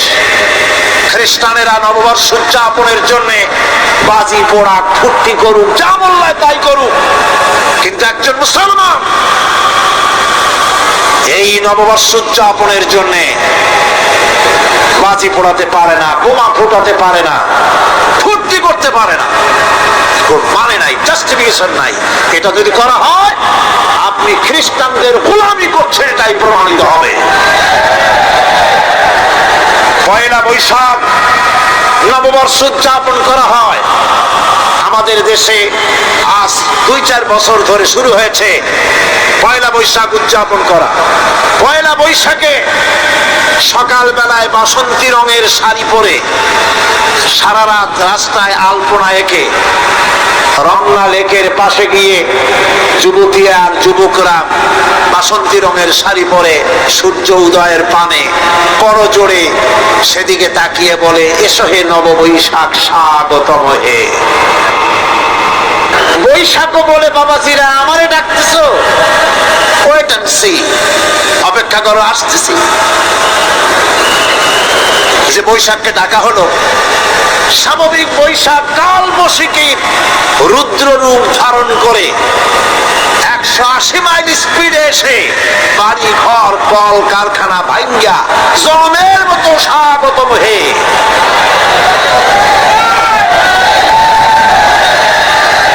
এরপর রাজনৈতিক নেতৃবৃন্দ এবং বুদ্ধিজীবী, ছাত্রছাত্রী, শিক্ষক, 1 শ্রেণীর শিক্ষক বৃন্দ মঙ্গল প্রদীপ জ্বালিয়ে দিনের সূচনা করেন। মুখোশ, গাধার মুখোশ, কুমিরের মুখোশ পরে মিছিল করেন, ঢোল আরো কি হাবিজাবি বাজাইয়া ফুর্তির চোটে সিটই পড়বে না খারাপ হয়ে থাকবে দিশে করতে পারে, ঠিক কিনা কর? আমি জিজ্ঞেস করি, পয়লা বৈশাখের সাথে উদযাপন, নববর্ষ উদযাপনের সাথে মুখোশ পরার সম্পর্ক কি?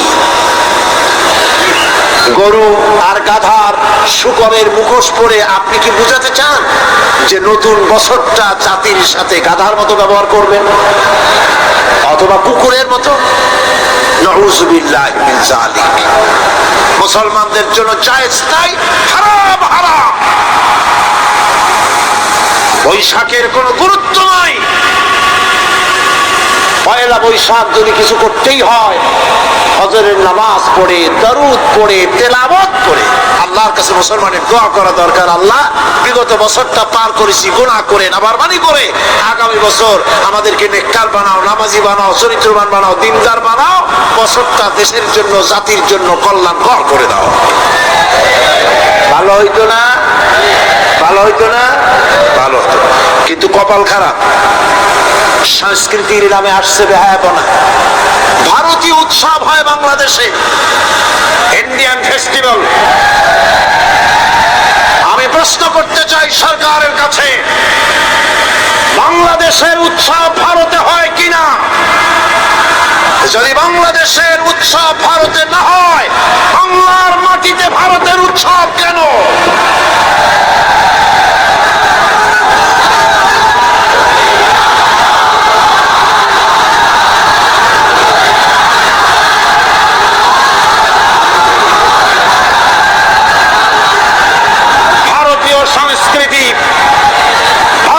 সংস্কৃতি মুসলমানদের জন্য এইডসের চাইতেও মারাত্মক। ওই সংস্কৃতির সাথে আমাদের কোনো মিল নাই। তেল আর পানি কোনোদিন মিশবে না। আমাদের সংস্কৃতি সম্পূর্ণ আলাদা, ঈমান ভিত্তিক, তাওহীদ ভিত্তিক সংস্কৃতি আমাদের। যুবতী মেয়েদেরকে এনে প্রতিদিন সপ্তাহে সপ্তাহে ডজনকে ডজন শিল্পী আনা হচ্ছে আমাদের দেশে, গায়িকা, নর্তকী। আমাদের দেশের ভাবমূর্তিকে নষ্ট করা হয়েছে। গান বাজনার দিকে উঠে পড়ে লেগে গিয়েছে জাতি আজ। এই জাতির দুর্ভাগ্য কোথায় গিয়ে ঠেকবে আল্লাহ পাক জানেন। আমরা মুসলমান, আমাদের উন্নতি, আমাদের উরুজ, আমাদের জওয়াল, আমাদের উন্নতি আর আমাদের অবনতি কিসে হবে? বিশ্বকবি বলছেন, তুঝে বাতাও তকদীরে উমম ক্যা হ্যায়, তুঝে বাতাও তকদীরে উমম ক্যা হ্যায়, শমশিরো সনা আউয়াল তাউসর বাবাখির। এসো, এ জাতির অগ্রগতি আর উন্নতির ইতিহাস তোমারে শোনাই। এ জাতির হাতে যতদিন ছিল তরবারি, এ জাতির হাতে যতদিন ছিল কোরআন, গোটা পৃথিবী তার পায়ের উপরে চুমা খেয়েছে। আর যেদিন কোরআনের পরিবর্তে জাতির হাতে এসেছে তানপুরা, বেহালা, ঢোল, সারিঞ্জা, নারিঞ্জা, সারেগামা, পাদানিসা, তখনই কপাল পুড়েছে জাতির।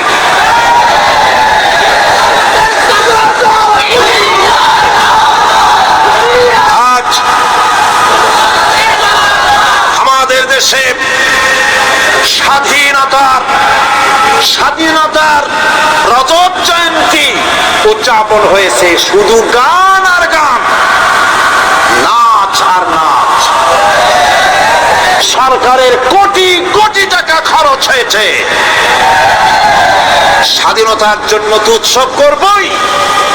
স্বাধীনতা থাকলে আমরা থাকবো, স্বাধীনতা না থাকলে আমরা গোলাম হয়ে যাব, ঠিক কিনা? কিন্তু আমার পদ্ধতি আলাদা, আমার ইসলামের পদ্ধতি আলাদা।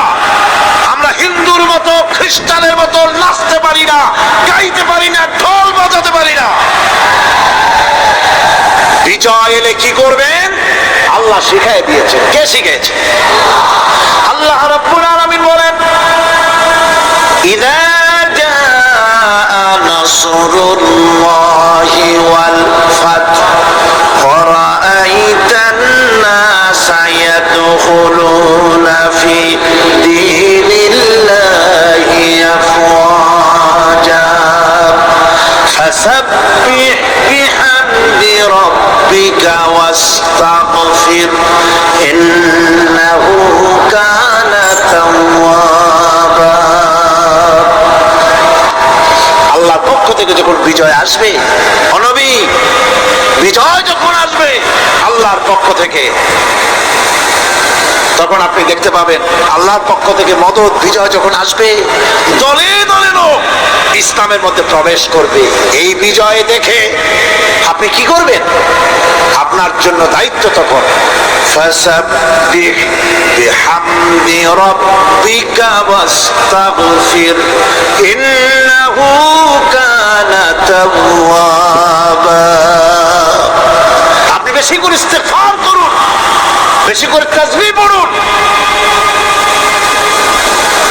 রাসূল করিম সাল্লাল্লাহু আলাইহি ওয়াসাল্লাম এই সূরা নাযিল হওয়ার পর, ইসলামের চূড়ান্ত বিজয়ের মুহূর্তে এই সূরা যখন নাযিল হলো, রাসূল করিম সাল্লাল্লাহু আলাইহি ওয়াসাল্লাম হাদিস শরীফে এসেছে সারাক্ষণ বেশিরভাগ পড়তেন সুবহানাকা আল্লাহুম্মা ওয়া বিহামদিকা নাস্তাগফিরুকা ওয়া নাতুবু ইলাইক।